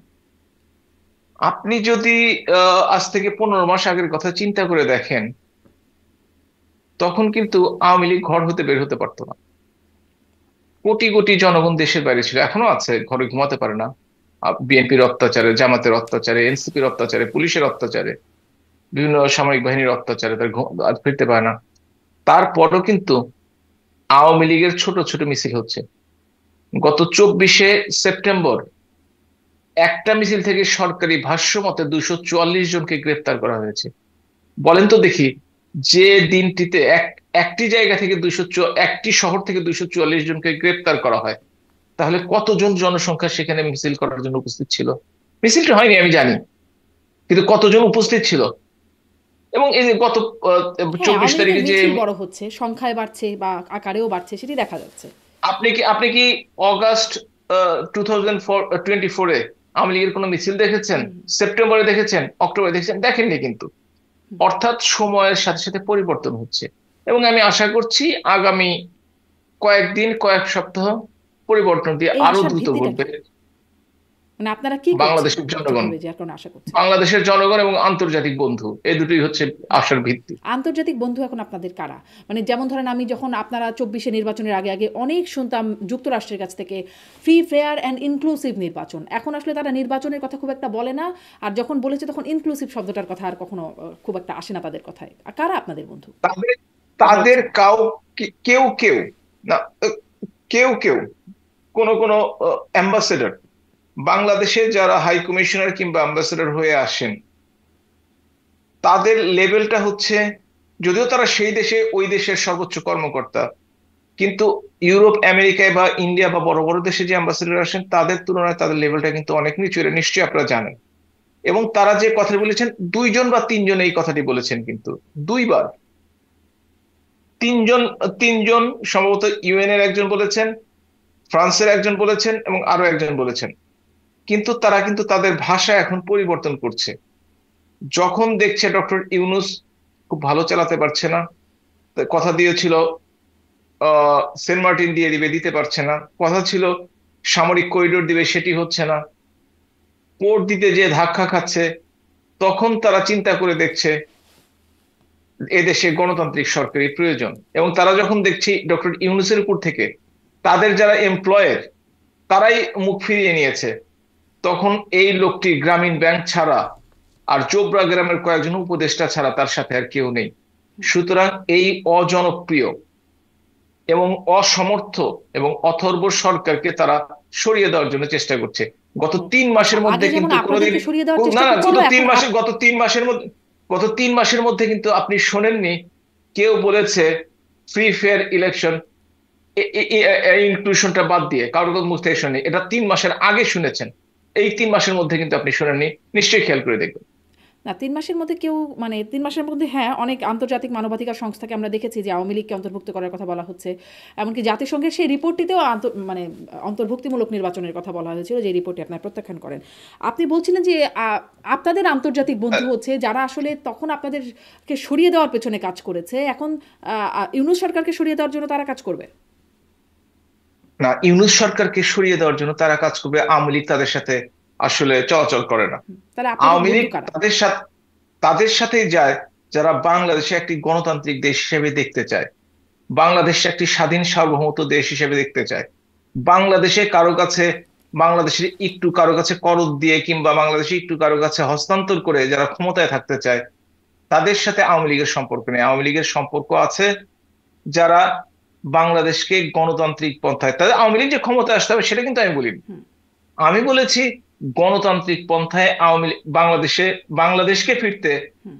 আওয়ামী লীগকে প্রয়োজন আছে, সেই প্রয়োজনের কথা চিন্তা করেই তারা কিন্তু আওয়ামী লীগের সাথে তাহলে সম্পর্ক এই রাখছে। মুহূর্তে আওয়ামী লীগের আন্তর্জাতিক বন্ধু কারা? এটা কি আর নাম দিয়ে বলা যাবে? যে কোনো দেশে, এমনকি বাংলাদেশেও, আপনি আপনাদের কথা, আমাদের দেশের কথা চিন্তা করে দেখেন। আমাদের দেশেও কিন্তু কেউ আমেরিকার সাথে সম্পর্ক রাখে, কেউ রাশিয়ার সাথে সম্পর্ক রাখে, কেউ চীনের সাথে সম্পর্ক রাখে। তার অর্থ হচ্ছে পৃথিবীর প্রত্যেকটি দেশেই এমন কেউ আছেন যাদের, যারা কারো কারোর সাথে সম্পর্ক রাখেন, অন্যের সাথে সম্পর্ক রাখেন। সুতরাং কোন দেশ উল্লেখ না করে এটা বলতে পারি যে বাংলাদেশ আওয়ামী লীগের পক্ষে আন্তর্জাতিক লবিটি আরো শক্তিশালী হচ্ছে। বাংলাদেশ আওয়ামী লীগের পক্ষে এ কারণে তারা বুঝতে পেরেছে বাংলাদেশ আওয়ামী লীগ ছাড়া বা আওয়ামী লীগকে বাদ দিয়ে বাংলাদেশে গণতন্ত্র প্রতিষ্ঠা করা সম্ভব হবে না। এই যে কারণ আন্তর্জাতিক লবিটি সংখ্যাগরিষ্ঠ, শক্তিশালী হচ্ছে, এর সাথে এর জন্য আপনারাও কাজ করছেন, আপনারা বিভিন্ন আন্তর্জাতিক কনফারেন্স করছেন বা মানবাধিকার বিষয়ক বিভিন্ন জায়গায় বিভিন্ন ফোরামে আপনারা বিভিন্ন বক্তব্য তুলে ধরছেন। এর জন্য যে অর্থায়ন, এটি আপনারা কোথা থেকে? এখন আপনারা তখন খুব বিপর্যস্ত অবস্থায় আছেন, অনেকেই পালিয়ে আছেন দেশ ছেড়ে।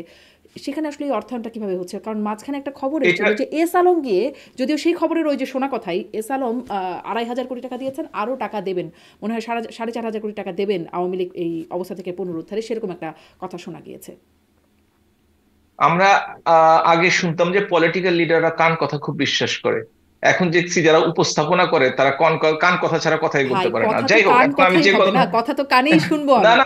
না শুনবেন, কিন্তু তার ভিত্তিটা, ভিত্তিটার জন্যই প্রশ্ন তার আপনার কাছে, আপনি ভিত্তি আমাকে তা- তা- তা- জানান। তা- না না আপনাকে জানতে হবে যে এস আলমের সাথে ওই সময়টিতে অনুসন্ধানী রিপোর্ট করুন, আপনি কাউকে পাঠান, কিংবা কোনো একটা, আপনি এখন পর্যন্ত গ্রহণযোগ্য কোন মিডিয়াতে এই খবরটি পেয়েছেন?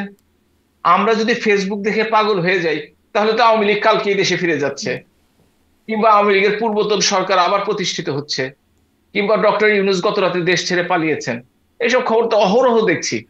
সুতরাং এই কান কথায় বিশ্বাস করা, কান কথা শুনে সেইটা আবার আলোচনা করা, এটা আসলে সত্যিকার অর্থে আচ্ছা, তাহলে প্রাসঙ্গিক আপনি নয়। যদি এই কথাটা মানে না বলেন, আমরা আসলে কান কথার কিছু জাস্টিফিকেশন খোঁজার জন্য আপনাদেরকে জিজ্ঞাসা করি যে আপনারা যারা আওয়ামী লীগের দায়িত্বশীল নেতা বা ভেতরের খবর কিছু জানেন, নিজেদের মধ্যে যোগাযোগ থাকে, তারা যেন কান কথাগুলোকে স্পষ্ট করেন। এই কারণে বিবৃতি আকারে না বলে প্রশ্ন আকারে জিজ্ঞাসা করি। আম, যেটি প্রত্যেকটি কথার তো বিবৃতি আসলে দেওয়া যাবে না। কোথায় কি ঘটছে অথবা ঘটেইনি, প্রতিদিন যদি আওয়ামী লীগকে এই কাজে বিবৃতি দিতে হয়, তাহলে আওয়ামী লীগকে তো টিকে থাকাই সম্ভব হবে না। সারাদিন বিবৃতি নেই, নিউজ পেপার খুঁজতে হবে, ফেসবুক খুঁজতে হবে, আর একটা করে বিবৃতি দিতে হবে। আচ্ছা, তাহলে এটা তাহলে তো বাদ দিয়ে আপনার আপনাদের কয়দিন পর অর্থের বলবেন উৎস যে কি? তাহলে আওয়ামী এই লীগ। যে কর্মসূচিগুলো চালাচ্ছেন, অর্থের উৎসটা কিভাবে হচ্ছে? যেমন একটু বলুন। মানে ধরুন, এই যে আমি জিজ্ঞাসা করছিলাম, আপনারা বিভিন্ন আন্তর্জাতিক কনফারেন্স করছেন, বা এই যে একটা লবিংও করতে হচ্ছে, আন্তর্জাতিক যোগাযোগ বাড়াতে হচ্ছে, সেটার জন্য তো মানে, বা আওয়ামী লীগের তৎপরতা চালানোর জন্য যে বাংলাদেশ আর্থিক উৎস। আওয়ামী লীগের জন্য আপনি দেখেন লন্ডনে একটা কিন্তু বিরাট সমাবেশ হয়েছে। প্রায় 5,000 লোক ট্রাফেলগার স্কোয়ার থেকে পার্লামেন্ট, হাউস অফ কমন্স পর্যন্ত পৌঁছে গেছে। এটা বিরাট আলোড়ন তুলেছে ইউরোপে। এই টাকাটা এসছে কোত্থেকে? এসছে হচ্ছে প্রত্যেকটা অঞ্চলের আওয়ামী লীগের নেতা কর্মীরা ডোনেট করেছে। তারা বাস ভাড়া করে এসছে, নিজের খাবারটা নিজেরা নিয়ে এসছে, ব্যানারটা তারা নিজেরা তৈরি করেছে। আর যারা একটু ভালো অবস্থায় আছে তারা 200, 500, 1,000 পাউন্ড ডোনেশনও দিয়েছে। সুতরাং এই টাকাটা সেখান থেকে উঠে আসছে। আপনি দেখুন আমেরিকায় তো দেখতেই পাচ্ছেন, ওইটা করার জন্য তো আর কোনো টাকার প্রয়োজন হয় না। কিংবা আমি আমার এলাকার এমপির সাথে দেখা করব, হুম। আমি বলতে বোঝাচ্ছি যে বিদেশের কেউ কারো এমপির সাথে দেখা করবে, কিংবা জেনেভাতে যারা আছে তারা আমাদের কোনো একটা মিটিং করবে, এর জন্য আসলে খুব বেশি টাকার প্রয়োজন হয় সেটা কিন্তু আসলে না। এবং আওয়ামী লীগের নেতা কর্মীর সংখ্যা এত বেশি যে তারা কিছুটা সাহায্য করলেই এটা কিন্তু হয়ে যায়। জি, মানে আওয়ামী লীগের নেতাকর্মীরাই তো এখন অনেকেই আছেন যারা কোনো রকমের জীবন নিয়ে পালিয়েছেন, বা দেশের বাইরে নিজেরাই বিপর্যস্ত অবস্থায় আছেন বলে অনেকেই বলেন। আবার অনেকে অবশ্য বলেন যে তারা বিলাসী জীবনযাপন করছেন। মানে আপনি আপনার যেটি আগের কথাটুকুই সত্যি, যে যারা দেশ ছেড়ে পালিয়েছে, বিশেষ করে যারা পশ্চিমবঙ্গ বা কলকাতায় আছে, দুই একজনের কথা বলতে পারবো না, তবে অধিকাংশ, বিশেষ করে যারা ছাত্রলীগ, যুবলীগ, স্বেচ্ছাসেবক লীগের নেতাকর্মী এবং আওয়ামী লীগেরও, তারা একটু কষ্টেই আছেন, কোনো সন্দেহ নেই, এটাই বাস্তবতা।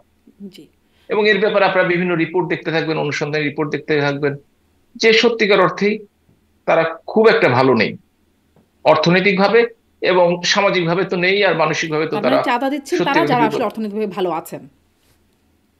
হ্যাঁ, আমাদের তো পৃথিবীতে প্রায় 1.5 কোটি বাঙালি আছে, জি, তার জি, মধ্যে যদি ওই স্পষ্ট। 40% নিয়ে আসে, এটি মনে হয় আপনি সংখ্যা অনেক। স্পষ্ট করেছেন। আর একটা একটু প্রশ্ন করি যে, ওই যে সেই সাক্ষাৎকারে, সজীব অজয় জয়ের সাক্ষাৎকারের কথা বলছিলাম, সেখানে তিনি ওই যেখানে তিনি বলছেন যে ইনিশিয়াল মিস্টেক্স ছিল কিছু, সেখানে তিনি বলছেন যে যেই 1,400 নিহতের কথা জাতিসংঘের প্রতিবেদন, সেটিকে তিনি আমলে নিচ্ছেন না, বা সেটাকে তিনি অস্বীকার করছেন, কিন্তু তিনি রেফার করছেন স্বাস্থ্য মন্ত্রণালয় যে 800 জনের মতো এই সংখ্যাকে, মানে এই সংখ্যার দায় কি স্বীকার করছে আওয়ামী লীগ? মানে 800 জনের মতো না, প্রথমে সেটিকে আসি। আমলে নিচ্ছে, হ্যাঁ। জাতিসংঘ হিউম্যান রাইটস কমিশন ফেব্রুয়ারির 12 তারিখে যে রিপোর্টটি প্রকাশ করেছে এবছরে, তাতে তারা উল্লেখ করেছে অ্যাবাউট 1,400। হুম। আমি তাদের অফিসে গিয়েছিলাম, তাদেরকে জিজ্ঞেস করেছি, where did you get this number, 1,400 is a big number. তারা বলেছে যে এইটা তারা পেয়েছে ডিফারেন্ট সোর্স থেকে। আমি তখন বলেছি, তোমরা কি সেই নামের লিস্টটা দিতে পারবে? তারা সে ব্যাপারে অপারগতা প্রকাশ করেছে। আপনি যদি বাংলাদেশের স্বাস্থ্য একটু জিজ্ঞাসা করি, মন্ত্রণালয়ের কেন দিতে পারবে না? অপারগতার কারণ কি?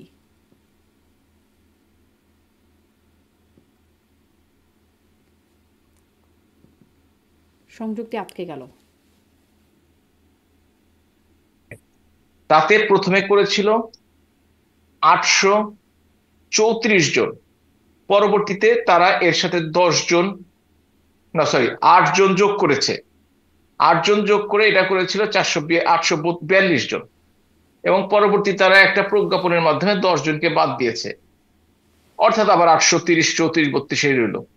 পরবর্তীকালে প্রথম আলো রিপোর্টে যদি দেখে থাকেন, ওইখান থেকে আরো 52 জনকে বাদ দেওয়া হয়েছে, কারণ কেউ পানিতে ডুবে মারা গেছে, কেউ রোড ট্রাফিক অ্যাক্সিডেন্টে মারা গেছে।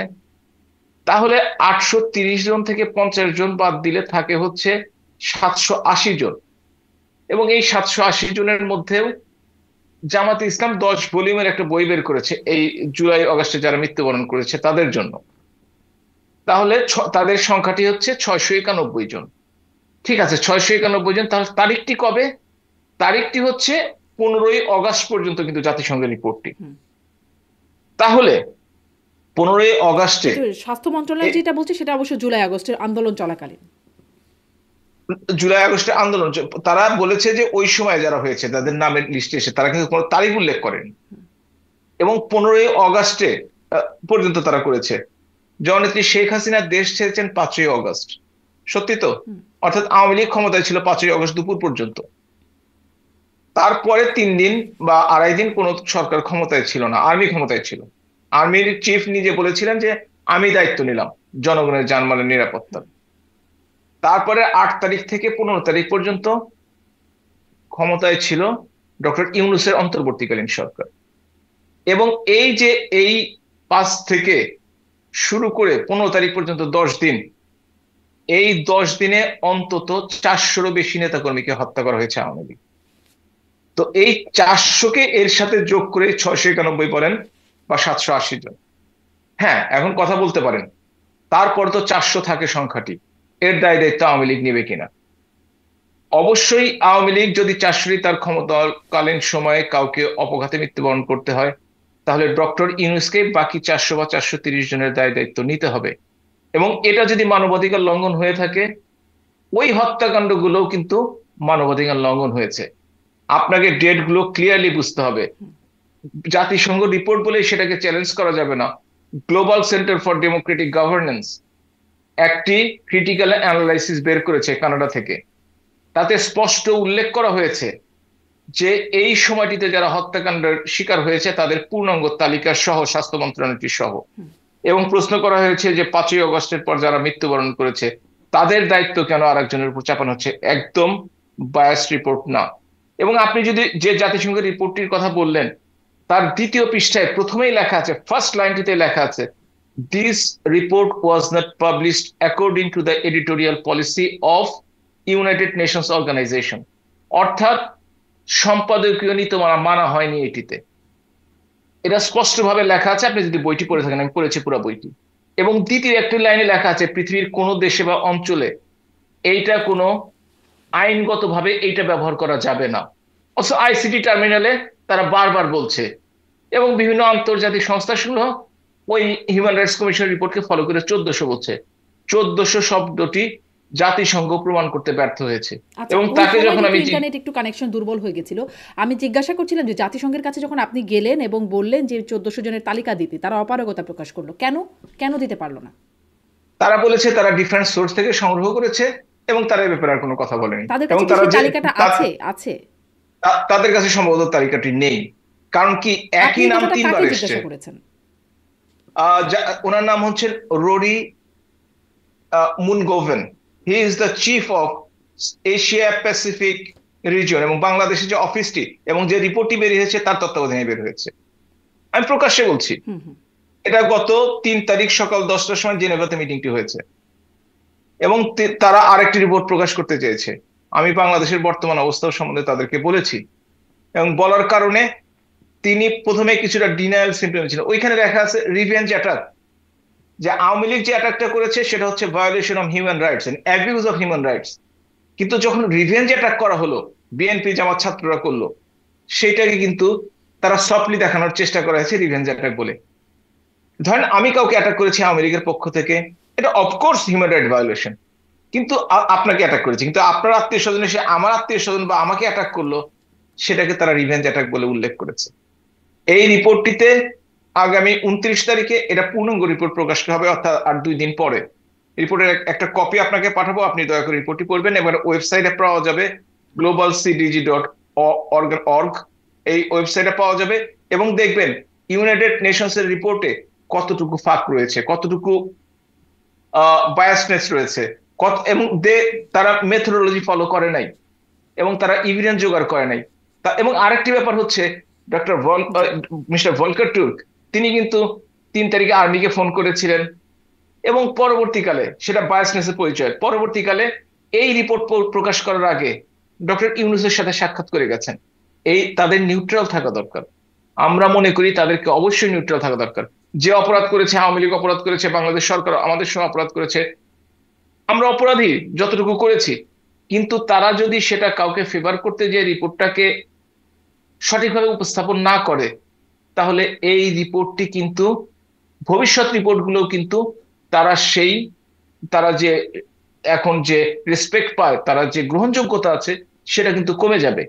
এবং আমি মনে করি এই রিপোর্ট প্রকাশ করার জন্য যিনি দায়িত্বপ্রাপ্ত, সে ভলকার টার্ক, তার তো পদত্যাগ করা উচিত, তার তো চলে যাওয়া উচিত, কারণ মানে এটা প্রমাণিত যে এটা বায়াস রিপোর্ট। রিপোর্টের সমালোচনা করতেই পারেন, কিন্তু আপনি বলছেন যে 400 না, রিপোর্টের সমালোচনা আমি করছি না, আমি সংখ্যার সমালোচনা করছি, আমি মিথ্যার তথ্যের সমালোচনা করছি, আমি রিপোর্টের সমালোচনা করছি না। একদম স্পষ্ট না, সেখানে আমি প্রশ্ন করছি না আসলে যে সংখ্যার সমালোচনা করছেন। 1400 জনের তালিকা যেহেতু আমরাও দেখতে পাইনি, যার কারণে আপনি বলছেন যে আপনি নিজে গিয়েছিলেন, নাম উল্লেখ করে বলছিলেন কার সাথে কথা বলেছেন, কিন্তু আপনিও দেখতে পারেন নাই সেই 1400 জনের তালিকা।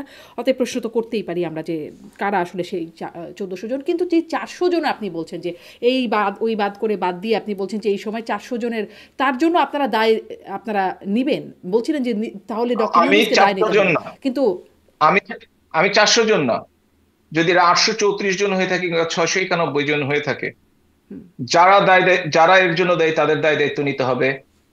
যদি ওই ক্রাইম ট্রাইব্যুনালস হোক আর বাংলাদেশের ফৌজদারি আদালত হোক, তাদের দায় দায়িত্ব নিতে হবে, অবশ্যই নিতে হবে, এবং আইনগত ব্যবস্থা যারা এর সাথে জড়িত তাদেরকে বিচারের আওতায় আনতে হবে। সেখানে যে মানে সাবেক প্রধানমন্ত্রীর বক্তব্য লেথাল ওয়েপন ব্যবহারের, সেখানেই আসলে তো প্রশ্ন আসে যে প্রাণঘাতী অস্ত্র যাকে বলে, যে প্রাণঘাতী অস্ত্র ব্যবহারের, তাহলে কি মানে আপনারা মনে করেন যৌক্তিকভাবেই তাকেও বিচারের আওতায় আনা হচ্ছে? না, সেটা তো প্রমাণিত হবে আদালতে, কিন্তু আদালত যে অবস্থায় চলছে, মেনে নেবেন? মানে আদালতের বিচার তো মানবেন আগেই? না না, আদালতের বিচার তখনই মানবো যখন আদালত সঠিকভাবে বিচার করে। যদি আপনি আদালতে আসামি পক্ষের যাকে আইনজীবী হিসেবে নিয়োগ দেওয়া হয়েছে, তিনি যদি হাসাহাসি করেন চিফ প্রসিকিউটরের সাথে, এবং তিনি যদি বলেন, একজন যদি আরেকজনকে বলেন ভাই আপনি কেন হত্যা, মানে ফাঁসি দেওয়া হবে এই কথা বলে কেন বিচার চান, এই ধরনের যখন তারা অবস্থান করেন, তখন তো সেই কে যেন একজন বলছিল, ইউটিউবে দেখছিলাম, যে বিচারপতি জামাতের, প্রসিকিউটর জামাতের, আশেপাশের আইনজীবী জামাতের। আপনাদের মনে আছে তাহলে আইনে কি হবে সেটা বুঝতে পারছি। বিচার নিয়েও এখন কথা বলা হয়, বা তখনও কথা বলা হতো, সেই স্কাইপ কেলেঙ্কারি, সেখানে স্কাইপের কথাবার্তা কিছুটা চলে আসলো, মানে এরকমই তখনও ছিল যে নিজেদের মধ্যে তখন কিন্তু জামাতের পক্ষ থেকে দেশি এবং বিদেশি, এবং যে দেশি শিল্পী থেকে শুরু করে সবাই, তখন কিন্তু তারা ফাইট করেছে, তারা হেরে গেছে, কিন্তু তাদের কিন্তু আইনি পূর্ণাঙ্গ সহযোগিতা দেওয়া হয়েছে। এই সময়টিতে কিন্তু সেটি হয়নি, এবং কারো পক্ষে তাহলে আর আইনি পূর্ণাঙ্গ সহায়তা কেমনে হয়? বিচারপতি ফেয়ার ছিলেন কিনা আপনাকে তো যুক্তি তর্কে, সেইটা আপনি কি মনে করেন জামাতে ইসলামের এই 30 লক্ষ শহীদের রক্তের সাথে কোনো সম্পর্ক নাই, হত্যার সাথে কোনো সম্পর্ক নাই? আপনি কি মনে করেন 2 লক্ষ মা বোনের সম্ভ্রম? ইতিহাস তো বলে আছে। তার জন্য কারা দায়ী? আজকে যদি জননেত্রী শেখ হাসিনাকে দায়ী করা হয় যে কোনো হত্যাকাণ্ডের জন্য, তাহলে সেই সময় 30 লক্ষ হত্যাকাণ্ডের জন্য সেই সময় নেতৃবৃন্দ দায়ী কিনা? সেই যুক্তিতে অবশ্যই বলতে হবে অবশ্যই দায়ী, এবং তাদের বিচার হবে, এটাই স্বাভাবিক। তাহলে এরপরে মহান মুক্তিযুদ্ধের সাথে আপনি কখনোই এই 24 কিংবা এর তুলনা করতে পারেন না। তুলনা না করলাম, তবে কিন্তু যদি তবে হত্যাকাণ্ড হয় একটা তখনও হত্যাকাণ্ড হয়েছে, একটা ব্যাপারে কথা 25 বলতে লক্ষ পারেন, এখন হয়েছে ধরেন সেটি হচ্ছে আপনার সংখ্যা তত্ত্বের অনেক গরমিল আছে, তবুও যদি আপনি বলছেন 400 যদি হয় তার জন্য, তাহলে আমি তার জন্য 400 বিচার হবে। আমি আসলে জানি না তো সংখ্যাটি হ্যাঁ কত, হ্যাঁ, ওই যে এক্সাক্ট গরমিল আছে সংখ্যাটি জানি না সংখ্যার কত। ক্ষেত্রে বলছিলাম। হ্যাঁ, সংখ্যায় গরমিল আছে।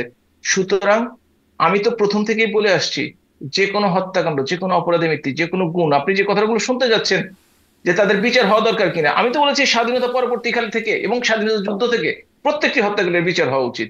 এই বিচারহীনতার সংস্কৃতির জন্যই তো জি। আমরা আসলে সঠিকভাবে রাষ্ট্র পরিচালনা করা এটা সম্ভব আসলে হয়নি। সেরকম এবং হয়ে এটা যাচ্ছে যে ডাক্তার হাবিবি মিলাত, মানে সব হত্যাকাণ্ডের বিচার হওয়া উচিত। ওই যে জামাতের আমির না সম্প্রতি না না না, ক্ষমা চেয়েছেন, দেখেছেন 47 সাল থেকে শুরু করে 25 পর্যন্ত যাবতীয় তাদের কৃতকর্ম তার যেদিকে অর্থ দুঃখ তিনি পেয়ে ক্ষমা থাকেন চান ক্ষমা নাই। চেয়েছেন, নিঃশর্ত ক্ষমা না, চেয়েছেন। তার অর্থ না, তার অর্থ তিনি ক্ষমা চান নাই, এই তো কারণ এটাই তিনি আমি আপনাকে তিনি এই অর্থেই আমি 71 আপনাকে প্রশ্ন করছি যে স্বাধীনতার পর থেকে যত বিচার, সব হত্যাকাণ্ড সবকিছুর বিচার হতে হবে, মানে আপনি চান না? আপনি নিশ্চয়ই। চান না? কিন্তু কিন্তু কিন্তু আমি যদি আমার সাথে হওয়া অপরাধের বিচার চাইতে গেলে যদি আমাকে আপনি বলেন যে এর আগে অনেক অপরাধ হয়েছে, সবের বিচার হতে হবে, আমি তো সেটা আপনার সাথে কোনো অপরাধ হয়নি তো, না না, আপনি তো আমি বিচার যদি আমি চাইছেন না। বলছি যে আমি ধরেন আমি আবু সাইদের পরিবার, বা আমি ধরেন আরো একজনের পরিবার যারা আমি সেরকম ধরেন যদি কেউ আইভি হয়ে থাকে। রহমান পরিবার, আমি আইভি রহমানের পরিবার, হ্যাঁ হ্যাঁ, তখন কি হতেই পারে, বিচার আপনি চাইবো না? চাইতে পারেন বিচার, কিন্তু এখন যদি না, আমি হতেই আপনাকে পারে না। বলি যে অবশ্যই অবশ্যই হতে হবে, অবশ্যই হতে হবে। হুম, হতে হতে হবে না, অবশ্যই হতে হবে। অবশ্যই হতে হবে জি, কিন্তু সেই পরিবারের হ্যাঁ। সদস্যকে যদি বলা হয় আগেও এরকম সেই স্বাধীনতার পর থেকে অনেক হত্যাকাণ্ড হচ্ছে, সবগুলোর বিচার হতে হবে, হতে হবে সেগুলোও, এটাও হতে হবে, কিন্তু আমি যখন বিচার চাইবো তখন তো আমার বিচারটা আমাকে দিতে হবে, তাই না? তো সেটাই আমিও তো চাইছি, সেটাই আইভি রহমানের বিচার চাইছি আমি, ওই 21 জন মারা গেছে তাদের বিচার চাইছি আমি, মহান স্বাধীনতা যুদ্ধে 30 লক্ষ মানুষ মারা গেছে তার বিচার চাইছি আমি, 2 লক্ষ মা বোনের সম্ভ্রমহানি হয়েছে, আমি তার বিচার চাইছি। হ্যাঁ, চাইতে পারি না? আর আপনাদের বিচার চাইছেন এই মানে হিসাব সংখ্যা আমি গরমিল বলেছি আছে। না না না, আমি বলেছি প্রত্যেকটি হত্যাকাণ্ডের বিচার চাইছি। আমি কিন্তু কাউকে বাদ দিয়ে দিইনি, আমাদের সময় বাদ দিইনি, আমি কিন্তু প্রত্যেকটি হত্যাকাণ্ডের। এখন যদি আপনি শুধু চুজ করেন না ওই কয়দিনে যে কয়জন মারা গেছে তাদেরই বিচার করতে হবে, অন্য কারো বিচার চাই না, তার সাথে আমি একমত না। নিশ্চয়ই সেরকমটা না, যখন আপনাদের সাথে কথা বলি তখন আপনাদের যতটুকু দায় সেই অংশটুকুকে আমি তুলে ধরার চেষ্টা করি। আবার যদি ধরেন কখনো কোনো জামাতের নেতাদের সাথে কথা হয় তখন আমি এই প্রসঙ্গটা নিশ্চয়ই জিজ্ঞাসা করি, এটাই আসলে জিজ্ঞাসা করবার কথা। যাই হোক, কথা ঠিক না, বাংলাদেশী নাগরিক হিসাবে যে কেউ যে কোনো দল করতে পারি, কিন্তু বাংলাদেশে যে কয়টি হত্যাকাণ্ড হয়েছে, মানুষকে হত্যা করা হয়েছে, খুন করা হয়েছে, গুম করা হয়েছে, তাদের বাংলাদেশের সাধারণ নাগরিক হিসেবে তাদের বিচার চাই। এইটা যদি অযৌক্তিক হয়ে থাকে, বা আপনার ভাষায় যদি অযৌক্তিক হয়ে থাকে যে আমি অন্য বিচার চাইতে পারবো না না, নিশ্চয়ই এটা অযৌক্তিক হতেই অন্য পারে না। সরকারের বিচার চাইতে পারবো না, সে কথাটির সাথে আমি সত্যিকার অর্থে জি, একমত হওয়া সেটি তো সত্যি হতেই কঠিন পারে না, কাজ। নিশ্চয়ই সেটি হতে পারে না, কিন্তু ওটাই আর কি প্রশ্ন, যে যখন আপনারা যখন কাঠগড়ায় তখন আপনাকে। আমি তো অস্বীকার করি নাই, হ্যাঁ, আমি তো অস্বীকার করি নাই যে আওয়ামী লীগের সময় যেগুলো হয়েছে সেগুলো বিচার করা যাবে মানে না, আমি আসলে বাকিগুলো এই করতে হবে, প্রশ্নটা আমি তো করছিলাম একবার যে বলি নাই। জামাতের সেই সময়ের অপরাধের জন্য জামাতের নেতৃত্বদের যদি বিচার হওয়া দরকার হয়, তাহলে এই সময় আপনি কি আসলে শেখ হাসিনার বিচারটাকে অযৌক্তিক মনে করেন কিনা? এটা তো প্রমাণিত 71 সন, আর এই বিচারটি তো এখনো প্রমাণিত হয়নি। সুতরাং প্রমাণিত হওয়ার আগে যদি আপনি তাজুল ইসলামের মতো ফাঁসি দিয়ে দেন, কিংবা আসিফ নজরুলের মতো ফাঁসি দিয়ে দেন, তাহলে তো আপনারা এক কাতারে এই দাঁড়িয়ে যাবেন। আদালতে প্রমাণ হয়ে যাবে, বিচারটি তখন তো হতে দিন। আপনারা বলবেন নিশ্চয়ই যে এই বিচার মানি না, আগেই তো বলে রেখেছেন আসলে। না না, এই বলিনি তো কি জন্য মানি না, সেটা তো যুক্তি। আপনি বললে তো কোনো ফাঁসির কিন্তু আসামি ওই কখনো বিচার বলবে আবার না মানে বিচার না সঠিক জামাত, হয়েছে। আসলে বিচার আমাদের দেশে কেউই মানে না, যার বিরুদ্ধে হয় সে মানে না বিচারটা। জামাত তো বাংলাদেশের 71কে স্বীকার করে না, তাদের যে গঠনতন্ত্র এখন পর্যন্ত তারা পরিবর্তন করেনি, যে দলটি তাদের গঠনতন্ত্র পরিবর্তন করেনি এখন পর্যন্ত, তারা তো বাংলাদেশের সংবিধান মানে না তাদের গঠনতন্ত্র অনুযায়ী, তারা তো বাংলাদেশের মুক্তিযুদ্ধ মানে না তাদের গঠনতন্ত্র অনুযায়ী। সুতরাং সেই দলকেও যদি অন্য কোনো দলের সাথে তুলনা করেন সেটা সঠিক হবে না আসলে, বা আমি অন্য দলের কোনো সাথে ঘটনার দলের সাথে তুলনা তুলনা করছি করেন। না, আমি বিচারের কথা বলছিলাম। যাই হোক, অনেকক্ষণ ধরে কথা বললাম। সামনে আপনি বলছিলেন যে নির্বাচন প্রসঙ্গে এটি একটা বড় জায়গা, যে নির্বাচন আসলে এই ফেব্রুয়ারিতে হয় কিনা এবং আওয়ামী লীগ সেখানে আসলে থাকে কিনা, সেই প্রসঙ্গগুলো নিশ্চয়ই সামনে আপনাদের সাথে আলোচনায় আসতে থাকবে, থাকলে কিভাবে থাকবে সেটি একটা বড় প্রশ্ন হয়ে দাঁড়াবে। অনেক ধন্যবাদ ডাক্তার হাবিবুল মিলাত এমপি, অনেকটা সময় ধরে কথা বললাম আপনার সাথে। আপনাকে অসংখ্য ধন্যবাদ। ধন্যবাদ দর্শক, দর্শকদের সাথে থাকার শুভেচ্ছা। জন্য।